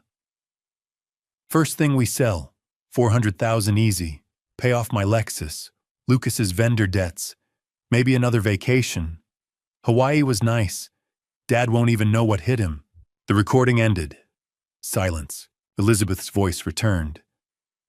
I'm sorry you had to hear that, my darling. But you needed to know. Not just suspect. No. Use this recording. Protect yourself. James Cartwright knows what to do. I've left detailed instructions with him. The trust documents are in the box. The deed. The money. Everything you need to be free. A pause. I love you, George. I've always loved you. From the day we met to the day I die. And I'm still protecting you. Even now. Even from here. Live my love. Live the life we dreamed about. Go to the ocean, watch the sunsets, be at peace. I'll be with you. Always. Click. The recording ended. I sat in the silence, staring at the recorder in my hands. Elizabeth had known. Not suspected. Known. She'd heard them planning, scheming, laughing about it, and she'd recorded every word. I looked at the remaining items. Legal documents. Title irrevocable trust. Elizabeth had transferred assets into a trust. I was the sole beneficiary. Amanda was explicitly excluded. The trust couldn't be touched. Couldn't be contested. Elizabeth had locked everything away from Amanda's reach. 2 years ago, I gathered the items carefully. The recorder and trust documents I kept out. The rest I placed back in the box. Patricia Miller was waiting in the hall. Are you all right, Mr. Collins? I looked at her. I am now. She smiled. Elizabeth was a remarkable woman. Yes, I said. She was. I walked out into the late morning sun. The recorder was in my pocket. Elizabeth's voice still echoing in my mind. Amanda's voice, too. Cold. Calculating. Laughing. Ma, Dad won't even know what hit him. But I did know. Now I knew everything. And this afternoon I'd use it. Before I reveal what Elizabeth left behind, let me ask you this. What do you think is coming next? If you're still here with me, drop a comment and share your thoughts. I really want to know what's going through your mind right now. And just a quick note, the next part of this story includes some creatively shaped details that may not fully reflect real events. If that's not something you're comfortable with, you're welcome to stop watching here. I sat in Elizabeth's chair. The house was quiet. Evening light filtered through the windows, turning everything gold. Outside, the neighborhood settled into Saturday night. Families, dinners, laughter. Inside, I was alone. The envelope sat on the coffee table. Cream-colored paper. Thick. Expensive. My name written in Elizabeth's careful handwriting. Sealed with red wax. I'd carried it home from the bank this morning. Through the confrontation with Dr. Owen. Through the long afternoon of planning with James. But I hadn't opened it. I wasn't ready. Now I was. I poured 2 fingers of whiskey, sat back down, and picked up the envelope. The wax seal broke with a soft crack. Inside, several pages. Folded. Elizabeth's handwriting covered every line. Dated January 10th, 2023. 2.5 years ago. I unfolded the pages, smoothed them on my lap, and started reading. My dearest George, if you're reading this, I'm gone. And Amanda has made her move. I'm writing this on January 10th, 2023. The doctors gave me the news yesterday. Stage 4, 12 to 18 months. The cancer took my body, my love. But it sharpened my mind. It gave me time. And I used that time to build a safety net. For you. 6 weeks ago, I started to suspect Amanda was planning something. Little comments. Questions about the house, about your memory, about whether you'd updated your will. So I hit a recorder, behind the clock on the mantel. On February 14th, 2024, Valentine's Day, you went to the hardware store. Amanda and Lucas came over. They didn't know I was in the bedroom listening. I heard everything, George. The bribery, Dr. Owen and his wife's cancer, $5,000 to write a false report, the conservatorship plan, Grace's statement, the timeline, the house sale, $400,000, split it, pay debts, take vacations, and the laughter. Amanda laughed, George. She said you wouldn't even know what hit you. It broke my heart, but it opened my eyes. My hands shook. I set the glass down. I couldn't tell you while I was alive. You would have confronted her. She would have denied everything. There'd be no proof, just accusations. And she'd have turned it around. Made you look paranoid, unstable, so I built this instead. Evidence, assets, a plan. Here's what I've left you, $127,000 in cash. Every penny I could save without you noticing. I'm sorry for the secrecy, but it's yours now. For freedom, for starting over. The house in Cannon Beach, 187 Ocean View Drive. I bought it in March 2023. Paid $380,000. Mortgage free. I put it in your name only. Amanda can't touch it. Do you remember, George, 20 years ago? That weekend at the coast, I stood on the beach and said, someday when we retire, let's live by the ocean. Well, someday is now. The house is yours. Go there. Live there. Watch the sunsets I'll never see. Stock certificates. $80,000. For security. For peace of mind. An irrevocable trust. Everything is protected. Amanda cannot contest it. Cannot access it. Cannot take it from you. The recording, the necklace, the number 291. They're all connected, my love. I knew Amanda would take it. I knew she'd sell it to Walter.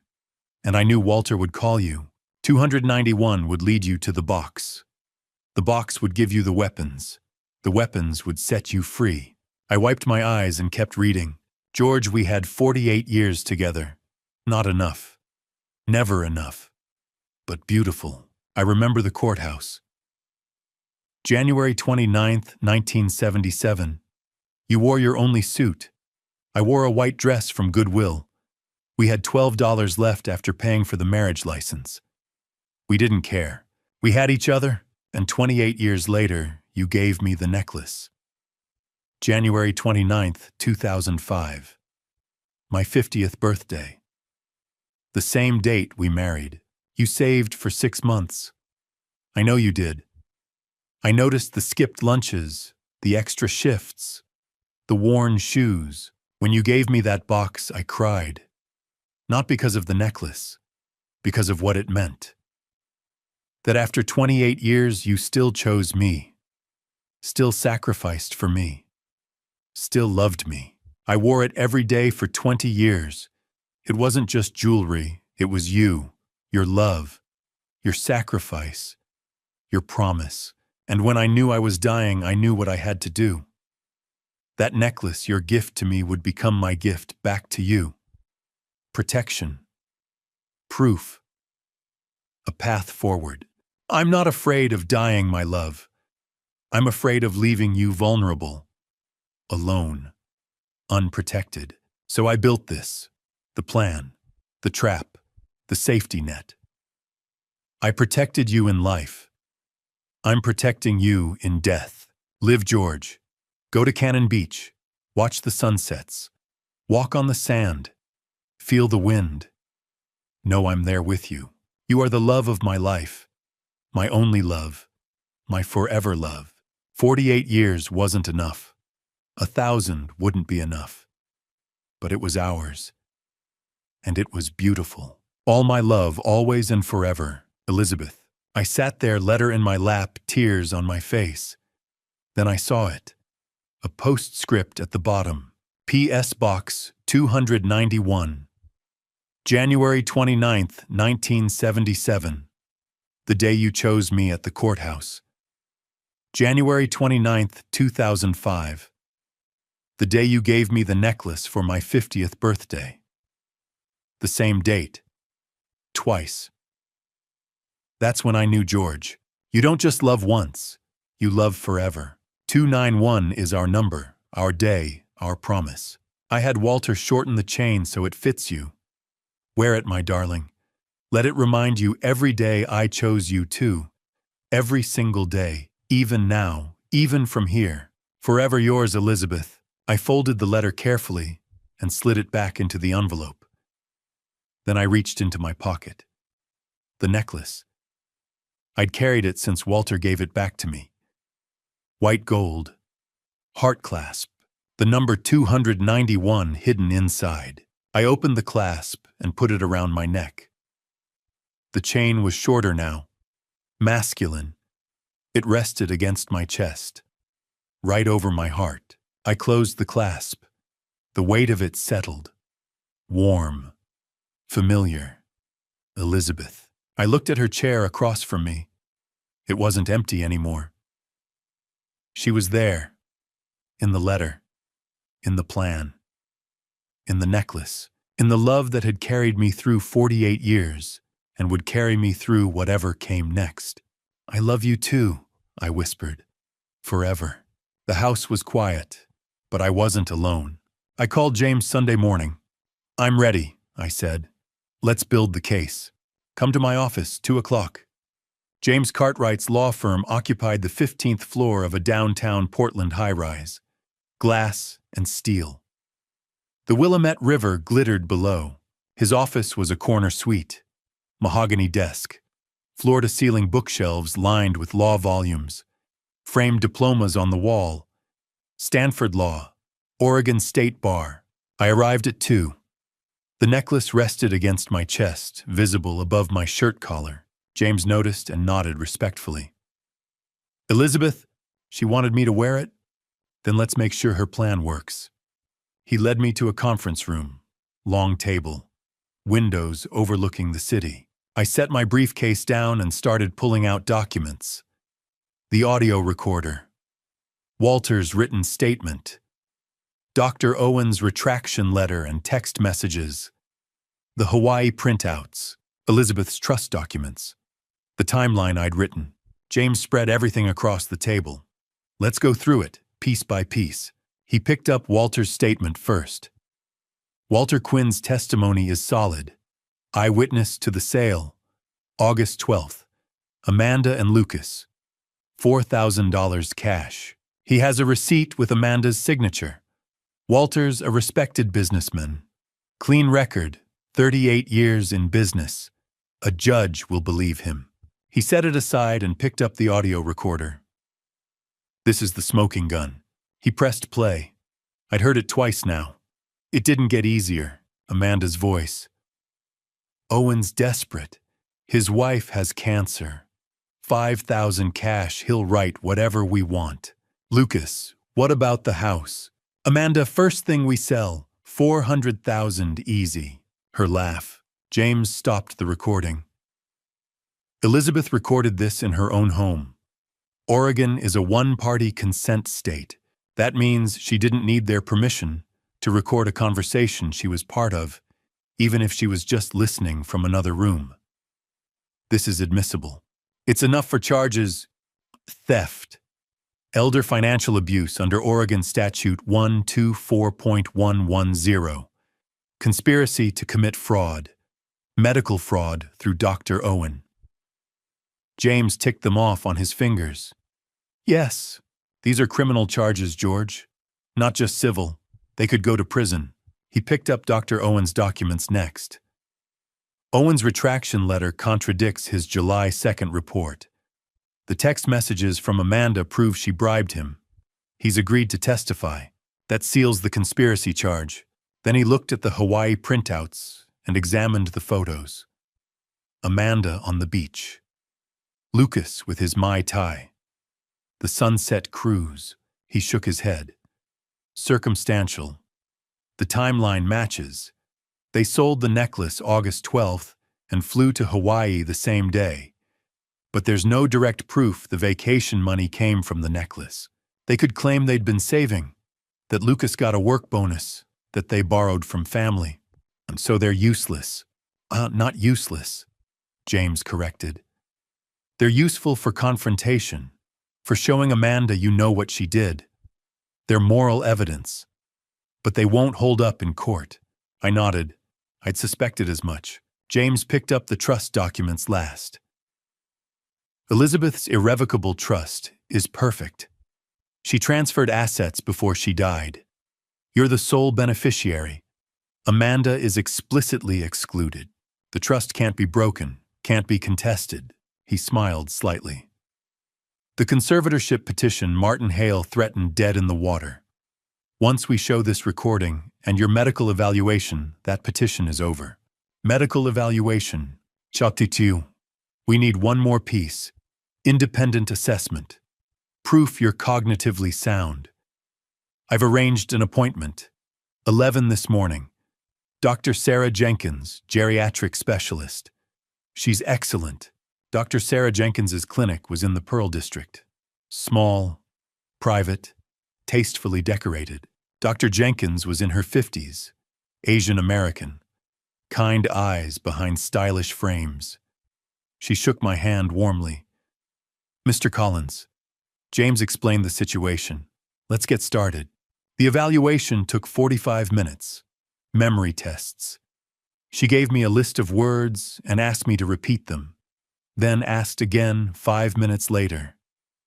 Problem solving. If you have $15 and buy 3 items for $3 each, how much change do you get? Orientation. What's today's date? Who's the president? What city are we in?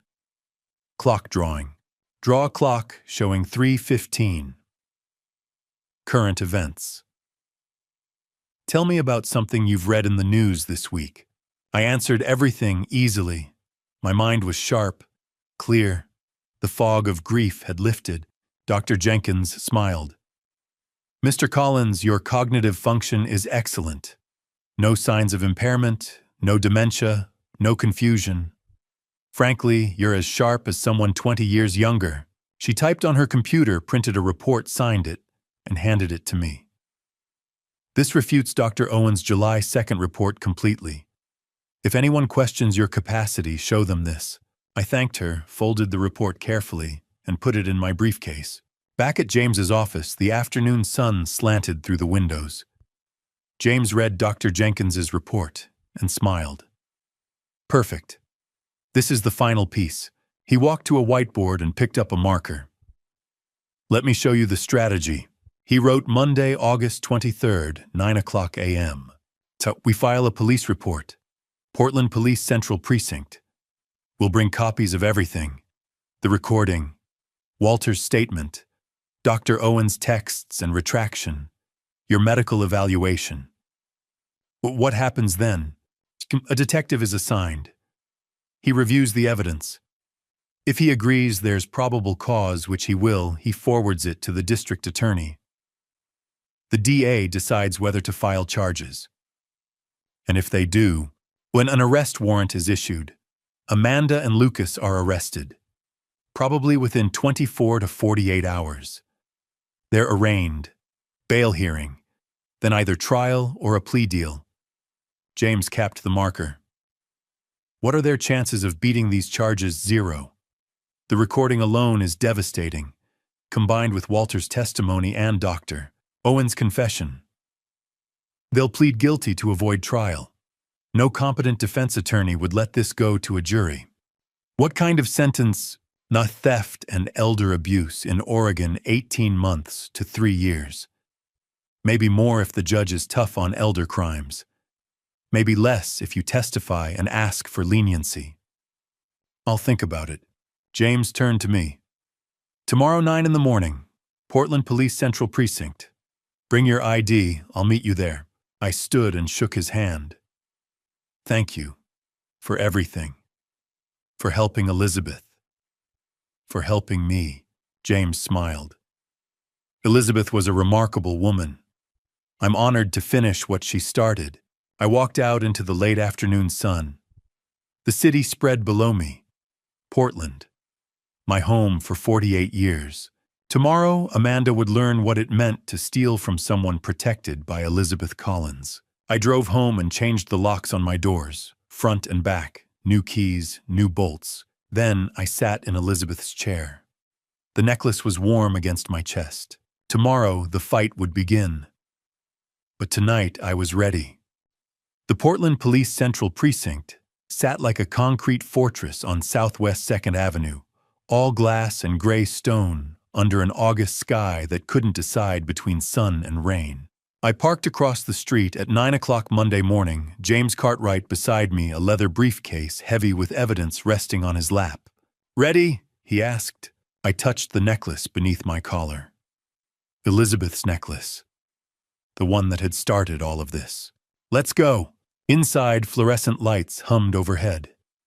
The lobby smelled like burnt coffee and old paperwork. James approached the front desk, spoke quietly to the officer behind the plexiglass, and 5 minutes later we were led down a narrow hallway to a windowless room marked Financial Crimes Unit. Detective Maria Santos was younger than I expected. Maybe 42, dark hair pulled back in a tight bun, sharp eyes that missed nothing. She shook our hands, gestured to the metal chairs across from her desk, and sat down with a yellow legal pad already covered in notes. "Mr. Collins, Mr. Cartwright, you filed a preliminary report online Saturday night. Let's go through everything." James opened the briefcase. One by one, he laid the evidence on her desk, like cards in a poker game where the stakes were my daughter's freedom. Walter Quinn's signed statement. Receipt for $4,000. Dated August 12th. The audio recording from box 291. A small digital device with a yellow sticky note in Elizabeth's handwriting. "Play me first." Dr. Owen Mercer's retraction letter. 3 pages signed, notarized. Attached screenshots of text messages. Amanda's number at the top of every one. Dr. Sarah Jenkins's independent evaluation. Stamped and sealed. Conclusion. George Collins, fully competent, no signs of cognitive decline. The conservatorship petition. Martin Hale's letterhead. Filed, but not yet submitted to court. Detective Santos leaned forward. Her pen moved fast across the pad. "Walk me through the timeline?" James did. I sat silent, hands folded, listening to my life reduced to dates and evidence. July 2nd, August 12th, August 16th, August 20th. Santos picked up the audio device. "May I?" "Please," James said. She pressed play. Amanda's voice filled the room. February 14th, 2024. Valentine's Day. Elizabeth had been dying, and my daughter had been laughing about it. "Once she's gone, he'll be easy. Owen said he'd write whatever we need. $5,000 cash. Then we file, get conservatorship, sell the house. Split it down the middle." Lucas quieter, uncertain. "You sure he won't fight? He's 70 years old, babe. He's slowing down. Owen's report will say he's losing it. Grace'll back us up. Who's he gonna believe, us or himself?" Laughter, cold and bright. Santos stopped the recording. Her jaw was tight. "How did you obtain this?" "I'm my late wife," I said. My voice came out rough. "She hid it in a safe deposit box. She knew," Santos wrote for a full minute. When she looked up, her eyes had gone hard. "Mr. Collins, based on what you've presented, I'm recommending charges for theft in the second-degree elder financial abuse under Oregon Revised Statute 124, 110 conspiracy to commit fraud and medical records fraud. We'll forward Dr. Mercer's materials to the state medical board separately." My chest tightened. "How long?" 24 to 48 hours for the warrant. We'll move fast." We left at 11:30. Outside, the sky had made up its mind. Rain. James called at 2 o'clock Tuesday afternoon. Warrant's been signed. They're moving in at 4:30. Maria wanted you to know. Where? He gave me the address. 1824 Southeast Division Street. Amanda and Lucas's apartment. You don't have to go, James said gently. Yes, I said. I do. I arrived at 4:20 and parked 50 feet down the block. 2 patrol cars sat silent at the curb, no lights, no sirens. Detective Santos stepped out of an unmarked sedan, flanked by 2 uniformed officers. She glanced my way, nodded once, and approached the door. She knocked. 3 hard raps. The door opened. Amanda stood there in yoga pants and an oversized sweatshirt, hair tied back barefoot. Lucas appeared behind her, hands shoved in his pockets. Santos held up her badge. Amanda Collins, Lucas Reed, Portland Police. We have a warrant for your arrest. You're being charged with theft, elder financial abuse, conspiracy to commit fraud, and medical records fraud. You have the right to remain silent. Amanda's face went white. What? Her eyes darted past. Santos found me standing by my car. Dad, what did you do? I said nothing, just held her gaze. You have the right to an attorney, Santos continued. One of the officers caught Amanda's arm, gently turned her around. The handcuffs clicked. Dad, you're going to regret this. I'm your daughter. Lucas didn't fight. He let them cuff him in silence, face gray eyes on the ground.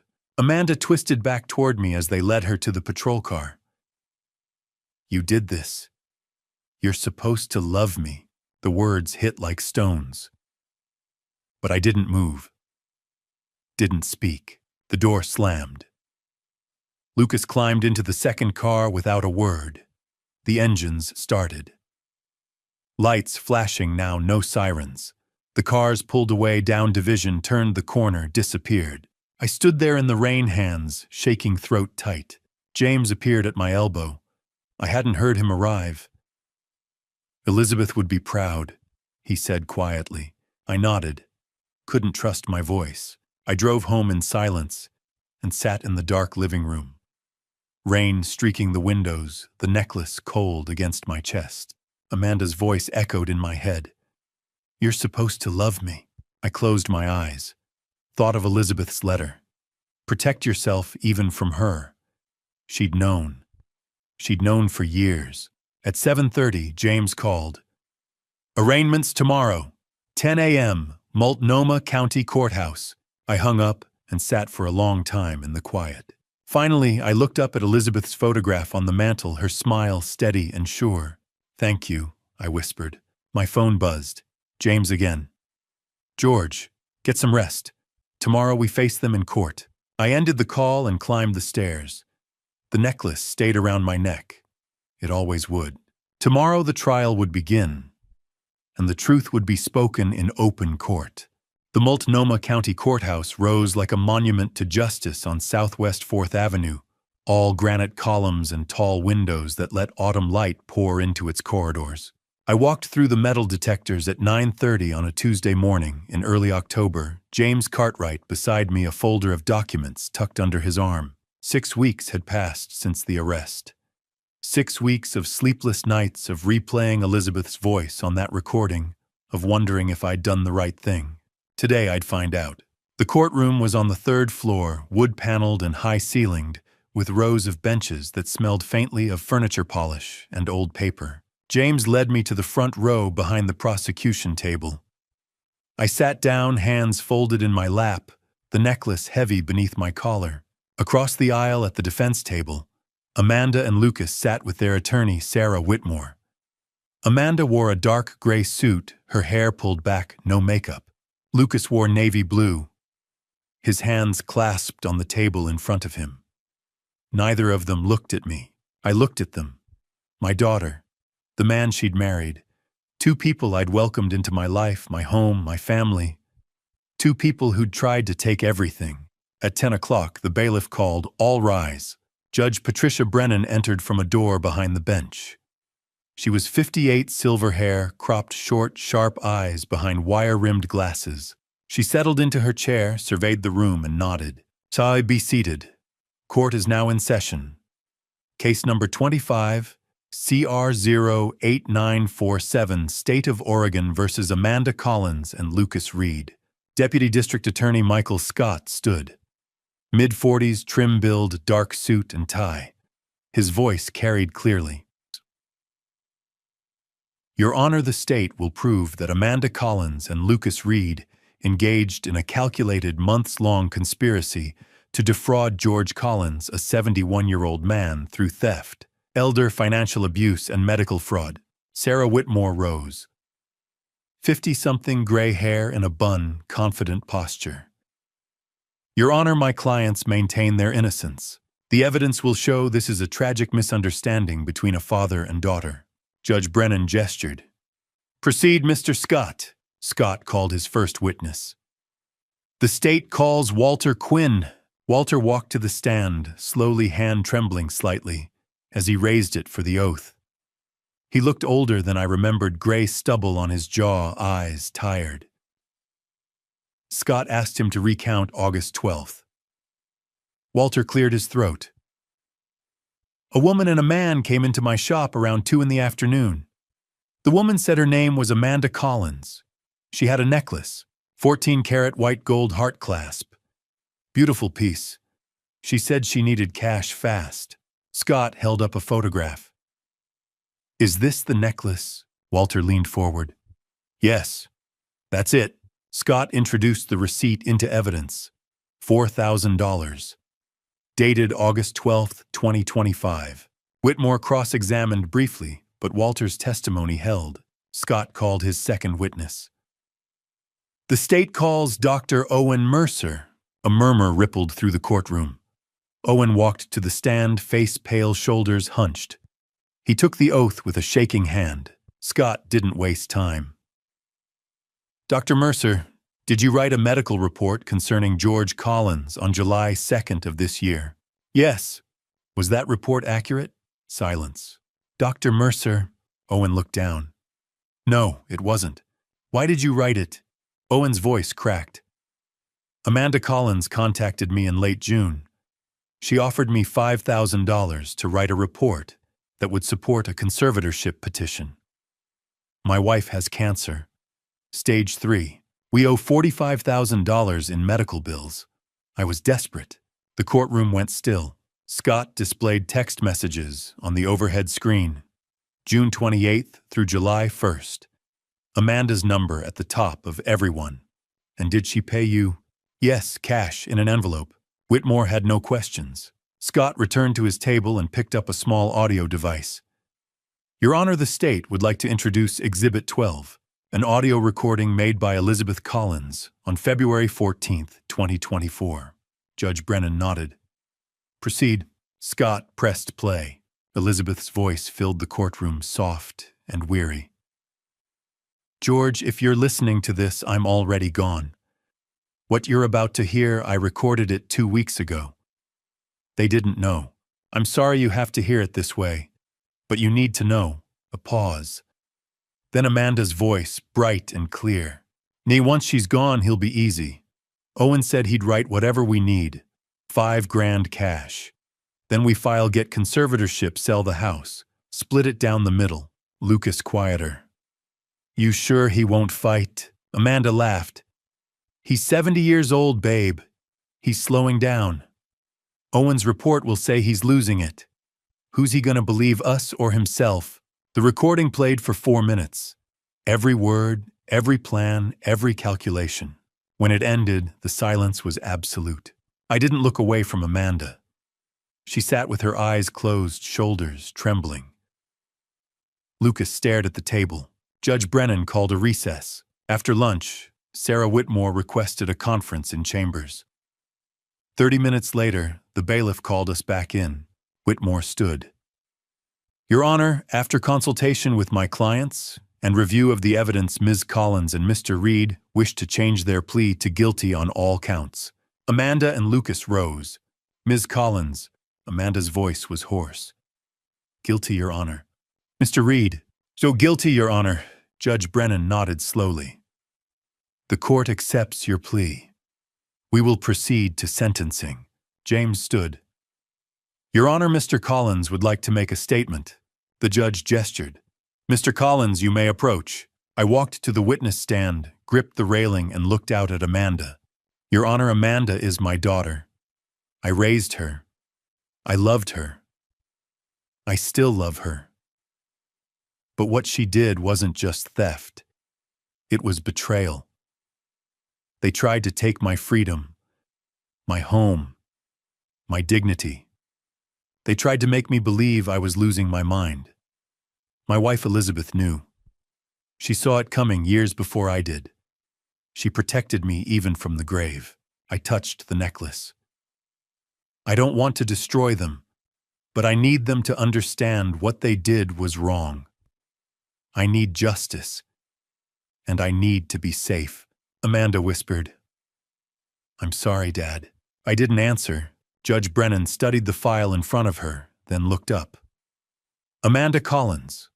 Lucas Reed. This court has reviewed the evidence, the testimony, and Mr. Collins's statement. What you did was calculated, cruel, and targeted a vulnerable family member. You are each sentenced to 18 months in the Oregon Department of Corrections, followed by 36 months of post-prison supervision. You will pay restitution to George Collins in the amount of $4,000. A no-contact order is issued for 5 years. The gavel came down. This court is adjourned. 2 officers led them out through a side door. Amanda looked back, once eyes red and swollen. I sat still, hands gripping the armrest. James put his hand on my shoulder. It's over. I nodded and let out a long, shaking breath. Yeah, it's over. The drive from Portland to Cannon Beach took 90 minutes on a gray Saturday morning in mid-November. I left at 8 o'clock, my pickup truck loaded with boxes, suitcases, and everything I'd decided to keep from the house on Southeast Hawthorne Boulevard. The rest I'd sold or donated. I didn't need much anymore, didn't want much, just a fresh start. Highway 26 wound through evergreen forests that rose dark and dense on both sides of the road. The trees were tall, their branches heavy with morning mist.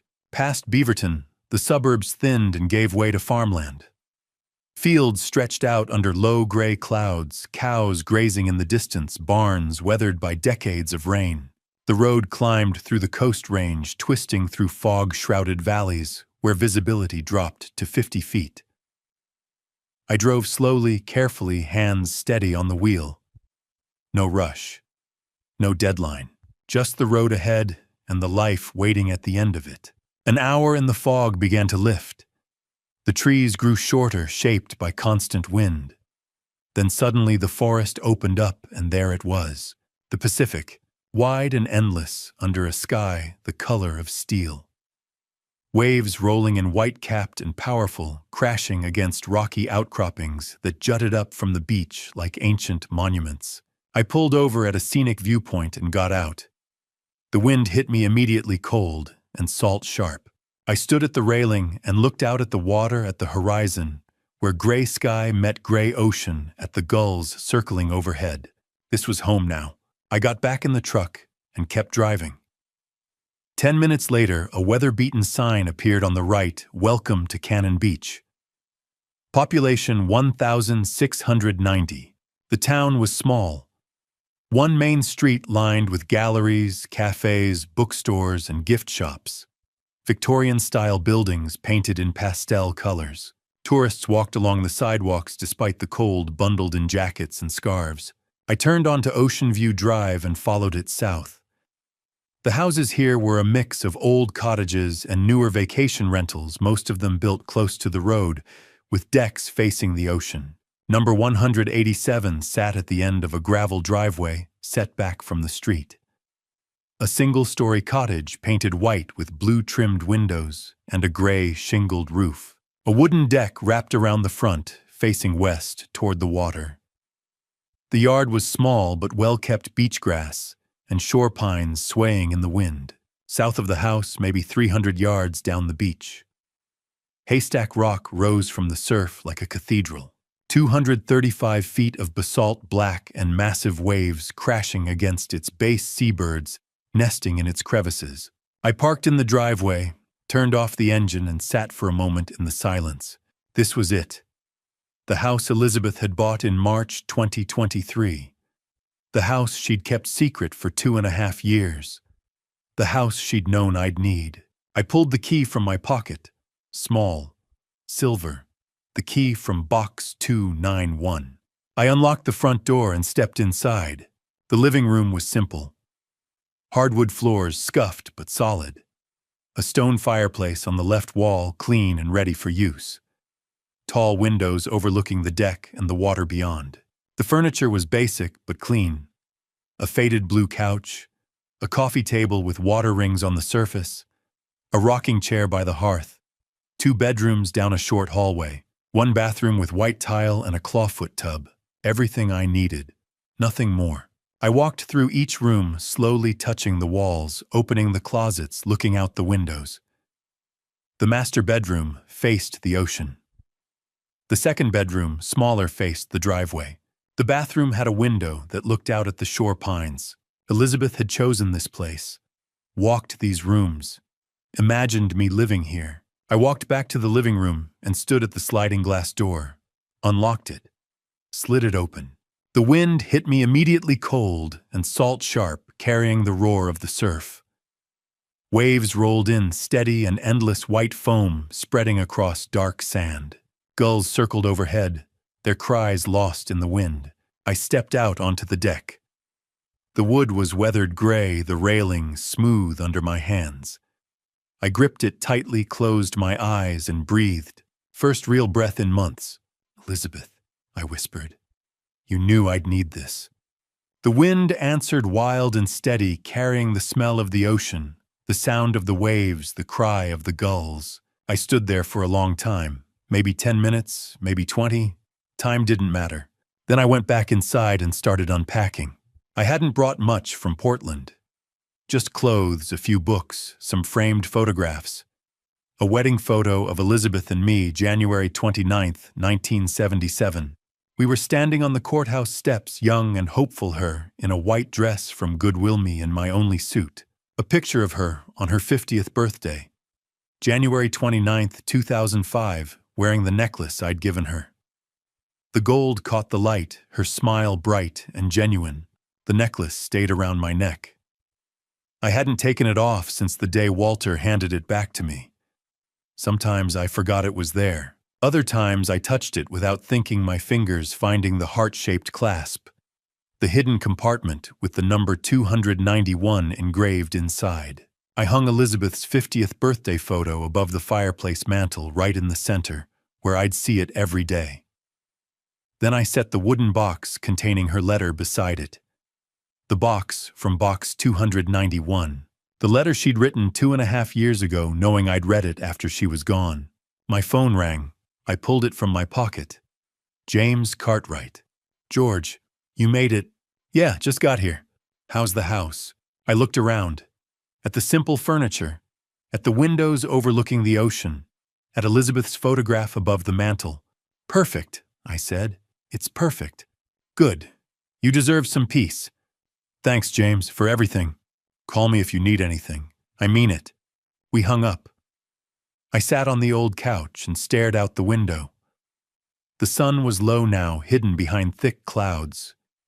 Sunset was painting the ocean gold and orange, the clouds streaked with pink and purple. Elizabeth was everywhere in this house. In the photograph above the mantel. In the letter beside it. In the necklace around my neck. In the rooms she'd chosen. In the view she'd known I'd need. I decided to walk the beach before it got too dark. I put on my heavy coat, the one I'd worn to the trial, and wrapped a scarf around my neck. The air was cold now, the wind gusting hard. I walked down the wooden steps from the deck, crossed the narrow strip of beach grass, and stepped onto the sand. It was cold and wet, packed firm by the tide. Waves crashed 20 feet away, sending spray into the air. The smell of salt and kelp filled my lungs. Haystack Rock loomed to my right, massive and dark barnacles and mussels clinging to its base. I walked south along the waterline, hands shoved in my pockets, head down against the wind. The beach stretched out empty and vast, just sand and surf and sky. I passed a couple with a golden retriever. The dog ran ahead, chasing the waves, barking at the gulls. The couple nodded as I passed. I nodded back. A man was flying a kite near the rocks. The string taut the kite, dancing high in the wind. Red and yellow, bright against the gray sky. A woman walked slowly near the tide line, collecting shells, bending down every few feet to pick something up and examine it. Strangers, but kind. Each of them nodded as I passed.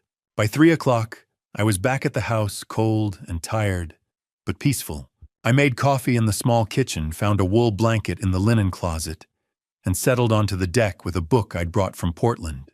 I sat there as the afternoon faded, listening to the waves, watching the clouds shift and break apart. I didn't think about Amanda, didn't think about the trial, didn't think about Dr. Owen or Martin Hale or the conservatorship petition, just the ocean, the wind, the silence. Sunset came at 5, turning the sky orange, then red, then deep purple. I stood at the deck railing, hands resting on the weathered wood, and watched the sun sink toward the horizon. I touched the necklace. The gold was warm from my skin. Elizabeth had known. She'd known I would need this place. A refuge. A place to start over. A place where the past couldn't reach me. Thank you, I whispered into the wind. For everything. The wind picked up strong and steady like an answer. Like Elizabeth herself standing beside me, her hand on my shoulder.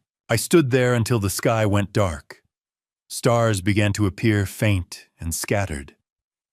The ocean turned black, just the white foam of the waves visible in the darkness. Then I turned, walked back inside, and closed the door behind me. Tomorrow I'd explore the town, meet the neighbors, find the grocery store, start building a new life. But tonight I just needed peace. And for the first time since Elizabeth died, I had it. 3 months in Cannon Beach, and mornings still surprised me. I woke at 6:30 on a Wednesday in mid-February. The room dark, the sound of surf rolling steady through the walls. I made coffee, wrapped a wool blanket around my shoulders, and stepped onto the deck. The sky was turning from black to deep blue, the horizon beginning to glow pink and gold. The ocean stretched out, endless and gray waves breaking white along the shore. I breathed, sipped coffee, watched the light grow. This was my routine now. Up early, coffee on the deck. A 2-mile walk along the beach. Home for breakfast. Mornings spent reading or working around the house. Wednesdays and Fridays at 10, I went to the Cannon Beach Library for the Seniors Book Club. This week we were reading A Gentleman in Moscow. I liked it. Reminded me that even in confinement, life could be rich. The irony wasn't lost on me. I'd escaped my own kind of confinement, the trap Amanda had been building around me, brick by legal brick. The library was a small building 3 blocks from the beach. Wooden shingles, weathered gray by salt air, tall windows that let in the coastal light. Inside smelled like old paper and coffee. There were 8 of us in the group. Margaret, 74, a retired teacher. Frank, 81, former fisherman. Dorothy, 69, who'd moved here after her husband died. We'd talk about the book for an hour, then drift into conversations about gardening, grandchildren, the weather. They didn't know my story. Didn't know about Amanda or the trial or Elizabeth's necklace. They just knew me as George, the quiet guy who'd moved into the Collins house in November. The guy who always had something thoughtful to say about whatever we were reading. That was enough. Afternoons, I tended the small herb garden I'd started in the side yard. Basil, mint, rosemary, thyme. The soil here was different from Portland's sandier, but things grew if you gave them attention. I liked the work. Liked the feeling of dirt under my nails. Liked watching something green push up through the earth. Some afternoons, I just sat on the deck, with a book, listening to the waves, watching the clouds move across the sky. Seagulls circled overhead. Occasionally a pelican would glide past low over the water wings, motionless. Life was simple, full. For the first time in years, I didn't feel rushed or afraid. But Wednesdays at 2 o'clock, I drove 15 minutes south to Seaside to see Dr. Linda Morrison. Her office sat on a quiet street off Highway 101, a small building with wood siding and tall windows that overlooked a garden of lavender and rosemary. I'd been seeing her since December every Wednesday at 2. The waiting room was small. 4 chairs, a low table with magazines, soft lighting. It smelled like lavender, calming, intentional. At 2 o'clock exactly, Dr. Morrison opened the door to the inner office. 58 gray hair, cut short, warm brown eyes, soft voice. She wore simple clothes, a cardigan over a blouse, comfortable shoes. No pretense. No clinical coldness. "George, come on back." Her office was even smaller than the waiting room. 2 chairs by the window angled toward each other. A low table between them with a box of tissues, a notepad, a pen. Bookshelves lined one wall, photographs of the Oregon coast on another. She gestured to the chair by the window. I sat. She sat across from me, crossed her legs, folded her hands in her lap. "How was your week?" she asked. I told her about the book club, about the mint coming up in the garden, tiny green shoots pushing through the soil, about the walk I'd taken Sunday morning south past Haystack Rock, where I'd watched a family teach their daughter to fly a kite. Small things, good things. She listened without interrupting, nodded occasionally, smiled when I mentioned the kite. Then she asked, "Have you thought more about Amanda?" I looked out the window, watched the branches of a shore pine sway in the wind. "Yeah," I said. "I think about her a lot." "What do you think about?" I was quiet for a moment. "I remember her as a kid. She used to laugh all the time, drew pictures of horses and princesses, ran around the backyard with our dog, a golden retriever named Sam.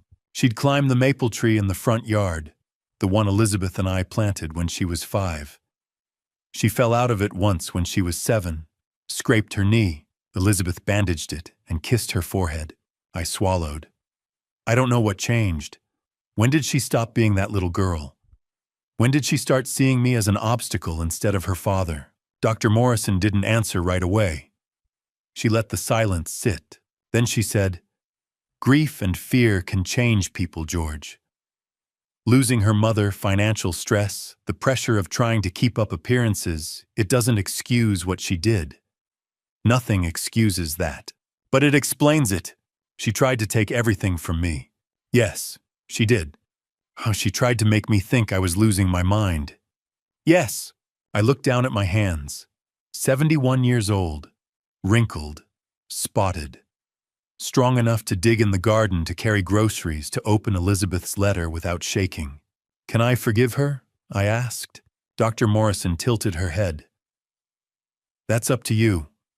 Forgiveness isn't about forgetting. It's not about pretending it didn't happen. It's about releasing the anger so it doesn't poison you. It's about deciding you won't let what she did define the rest of your life. What if I'm not ready? Then you're not ready. And that's okay. Forgiveness isn't a switch you flip. It's a process. It takes time. Maybe years, maybe never. But you get to decide. Not her. Not me. You. The session ended at 3. I felt exhausted, but lighter. Like I'd set something heavy down, even if just for an hour. On the way home, I stopped at a flower shop on the edge of town. Small place, family-owned, smelled like earth and roses. I bought white tulips, Elizabeth's favorite. I got back to the house at 4. The sun was lower now, the light softer golden. I carried the tulips out to the deck, still wrapped in paper. In the corner of the deck, I'd built a small memorial for Elizabeth. A low wooden table I'd made myself from driftwood I'd found on the beach. On it, a framed photograph of her from 2010, taken right here at Cannon Beach during one of our weekend trips. Her hair was blowing in the wind, her smile easy and bright. She was looking at the camera, but also past it like she was seeing something I couldn't. A candle sat beside the photograph. White. Unscented. Next to it, a few smooth beach stones I'd collected, and a small wooden plaque I'd had engraved at a shop in town, Elizabeth Collins, 1955 to 2024. Forever, my light. I unwrapped the tulips and set them in a glass vase I kept on the table, filled it with water from the kitchen, arranged the flowers carefully. Then I lit the candle and sat down in the chair beside the table. The wind was gentle today. Not the howling gusts of January, but a steady breeze that smelled like salt and seaweed. "Hey, sweetheart," I said quietly. 3 months now. Feels longer sometimes. Feels like I've been here forever. Other times it feels like I just got here yesterday. I touched the necklace at my throat. 14-karat white gold. Heart-shaped clasp. The number 291 engraved inside. Elizabeth's necklace. My gift to her 20 years ago. Her gift back to me. "I talked about Amanda with Dr. Morrison today," I said. "I'm still angry, still hurt. But I think I'm starting to understand why you did what you did. You wanted to protect me, even if it meant I'd lose her. Even if it meant I'd have to face the truth about who she'd become." Tears slid down my face. I didn't wipe them away. "And thank you," I said. "For everything. For this house. For box 291. For the necklace. For the recording. For loving me enough to do the hard things. For protecting me even after you were gone." The wind picked up slightly. The candle flame flickered but didn't go out. I sat there until the sun touched the horizon, turning the ocean orange and gold. The waves rolled in, steady and endless. Gulls circled overhead, their cries faint over the sound of the surf. By the time I stood, the sky was streaked with pink and purple. The first stars were beginning to appear. I blew out the candle, touched Elizabeth's photograph gently, picked up the empty coffee mug I'd left on the deck railing earlier. Inside, I made myself dinner. Soup and bread. Simple. I ate at the small kitchen table, looking out the window at the darkening beach. At 9 o'clock, I stood by the living room window, looking out at the night. The beach was dark now, just moonlight reflecting off the wet sand, the distant blink of the Tillamook lighthouse far to the north. I thought about the journey, Elizabeth's death, Amanda's conspiracy, the necklace, box 291, Walter's call, the trial. All of it had led here, to this house, to this peace, to this quiet life by the ocean. I wasn't happy. Not completely. The grief was still there, a hollow place where Elizabeth used to be. A wound where Amanda used to be the daughter I thought I knew, the little girl who used to climb trees and draw pictures. But I wasn't hopeless either. There was hope. There was a future. A new beginning at 71. A garden to tend. Books to read. Sunsets to watch. People to meet. I touched the necklace one last time before bed. The gold was cool now, heavy with meaning, with memory, with the weight of everything Elizabeth had done to save me. "We're going to be okay, Elizabeth," I whispered into the darkness. "Eventually, we're going to be okay." Then I turned off the lights and went to bed. Tomorrow life would continue, and for the first time in a long while, I was looking forward to it. Late April brought warmth back to Cannon Beach. The sky was clear for the first time in weeks, a brilliant blue that stretched unbroken from horizon to horizon. The ocean was calm waves rolling in lazy and slow, their sound, a gentle whisper instead of the roar I'd grown used to through winter. I was in the side yard at 11 in the morning, kneeling in the dirt, planting tomatoes and green onions. The soil was warm under my hands, rich and dark. I'd mixed in compost from the bin I'd started in January. The seedlings were small but healthy, their leaves bright green in the sunlight. I was pressing soil around the base of a tomato plant, when I heard a car pull up. The sound was distinct, not the usual traffic passing by on Ocean View Drive. This car slowed, stopped. An engine shut off. I stood slowly wiping my hands on my jeans and turned toward the street. An old Honda Civic sat at the curb. Faded blue paint. A dent in the rear bumper. Not the Lexus anymore. The driver's door opened first. Amanda stepped out. My breath caught. The passenger door opened. Lucas followed a few paces behind her, hands shoved deep in his pockets. They both looked different, thinner. Amanda's hair was shorter, cut just below her shoulders and pulled back in a simple ponytail. No makeup. She wore jeans and a plain gray sweatshirt. Lucas wore a plain gray hoodie, faded jeans, old sneakers. No designer clothes. No polish. No expensive watches or sunglasses. They looked like people who'd been through something. People who'd lost things. People who'd been broken down and were trying to put themselves back together. Amanda stopped about 10 feet from where I stood. Her eyes met mine. For a moment, neither of us spoke. Then she said quietly, "Hi, Dad." I didn't answer right away, just looked at her. My daughter, the little girl who used to climb trees and draw pictures of horses. The teenager who'd rolled her eyes at my jokes. The woman who'd stood beside me at Elizabeth's funeral and held my hand. The person who'd tried to take everything from me. "Ciao, Amanda," I said finally. My voice was steady, calm, but my heart was pounding. Silence hung between us, heavy and strange. Lucas stood a few feet behind her, eyes on the ground. "Why are you here?" I asked. Amanda swallowed. Her hands were clasped in front of her fingers, twisting together. "We got out early.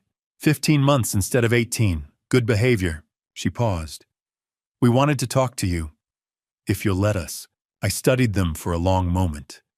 Looked at Amanda's face, the shadows under her eyes, the way she held herself, like she was trying to be smaller. Looked at Lucas, standing silent and still, like he was waiting for judgment.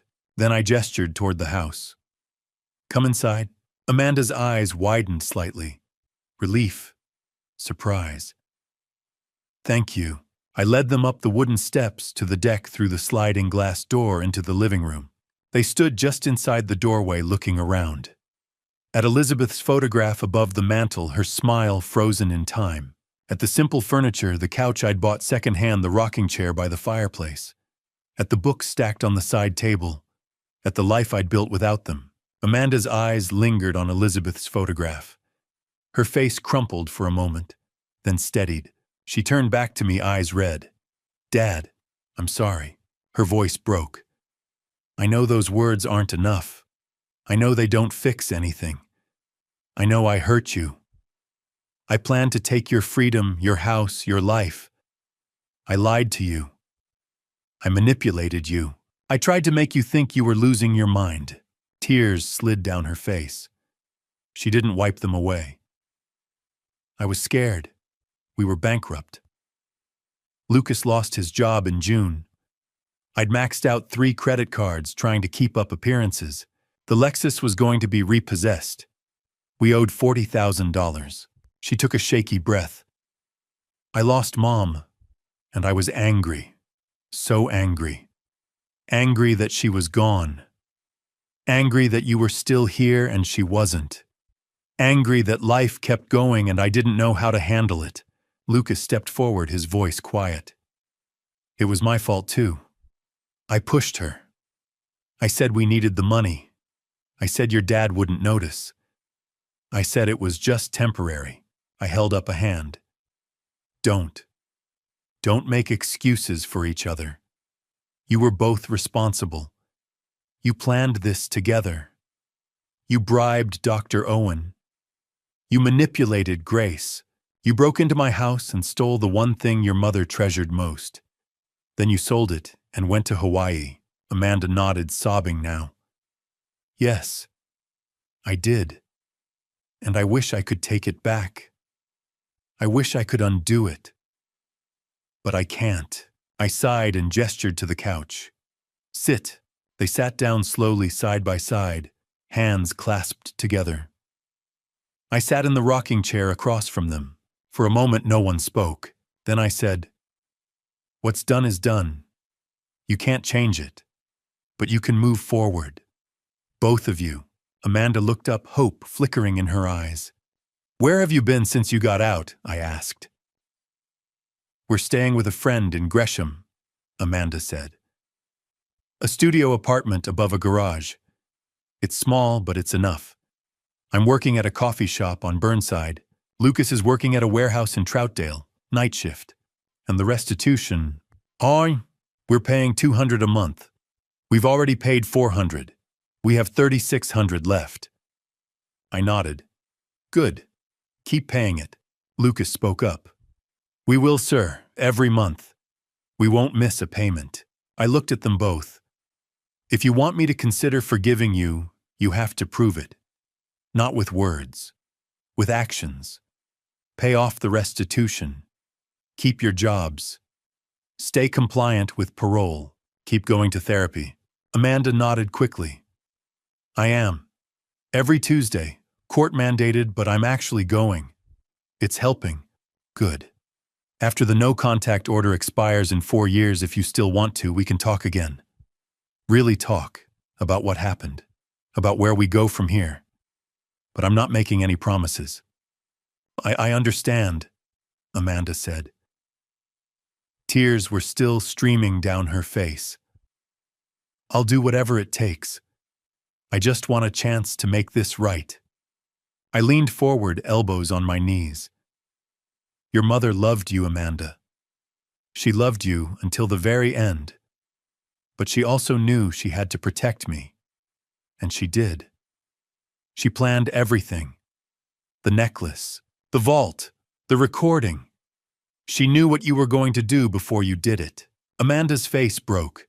She covered her mouth with her hand, crying silently.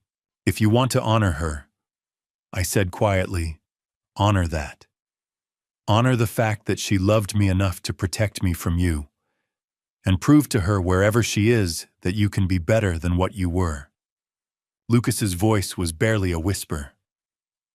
"We'll make this right, sir. I promise." I nodded. "Good. Now you should go." They stood.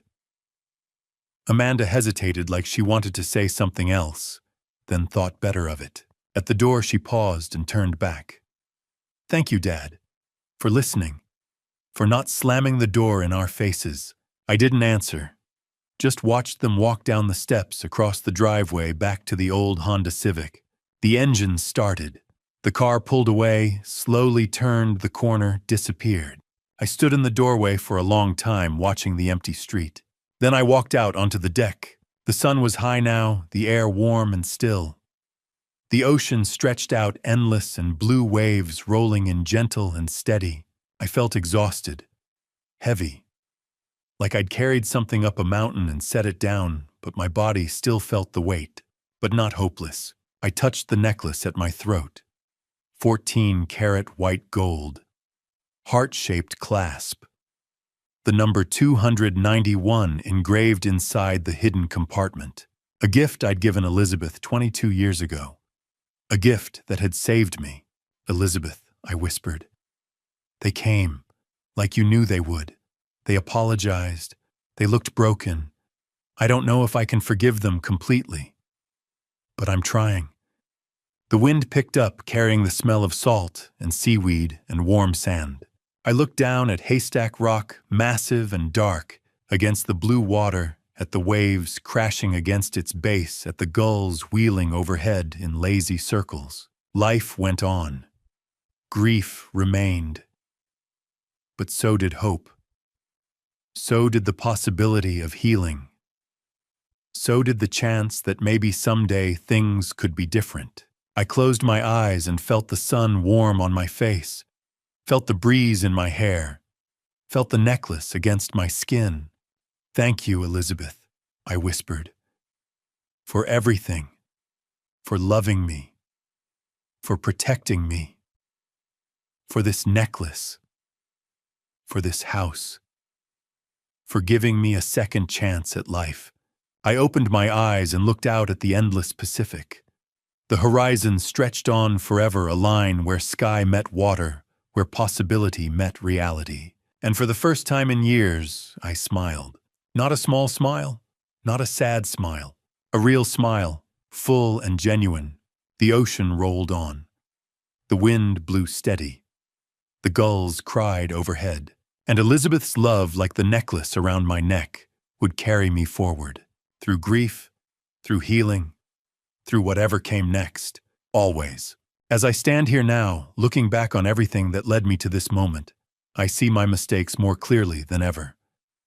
This wasn't a victory speech. It was a lesson earned the hard way. This family story forced me to face myself and admit that I waited too long, trusted too blindly, and stayed silent when I should have spoken. If I could speak to my younger self, I'd say this: don't be like me.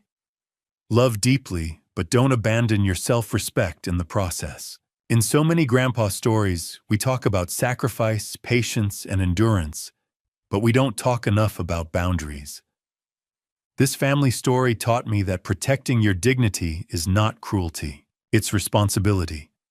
Elizabeth understood that before I did. She didn't act out of anger. She acted out of clarity. And because of her, I survived what could have destroyed me. I've learned that wisdom often arrives disguised as discomfort. When people show you who they are, believe them the first time. Care for your family, but never allow anyone to strip you of your voice. These grandpa stories are not just reflections of the past. They are warnings meant to guide the future. This family story is mine, but the lesson belongs to anyone willing to listen. I place what comes next in God's hands, and I move forward with open eyes. If this story made you pause, reflect, or reconsider someone in your own life, I invite you to share your thoughts in the comments. If you believe these grandpa stories can help someone else, please share them. And if you'd like to continue with stories like this, subscribing is a quiet way to stay connected. Thank you sincerely for staying with me until the very end. And a gentle warning: upcoming stories may include creatively developed elements for educational purposes if that's not what you're looking for. Feel free to stop here and choose content that suits you better.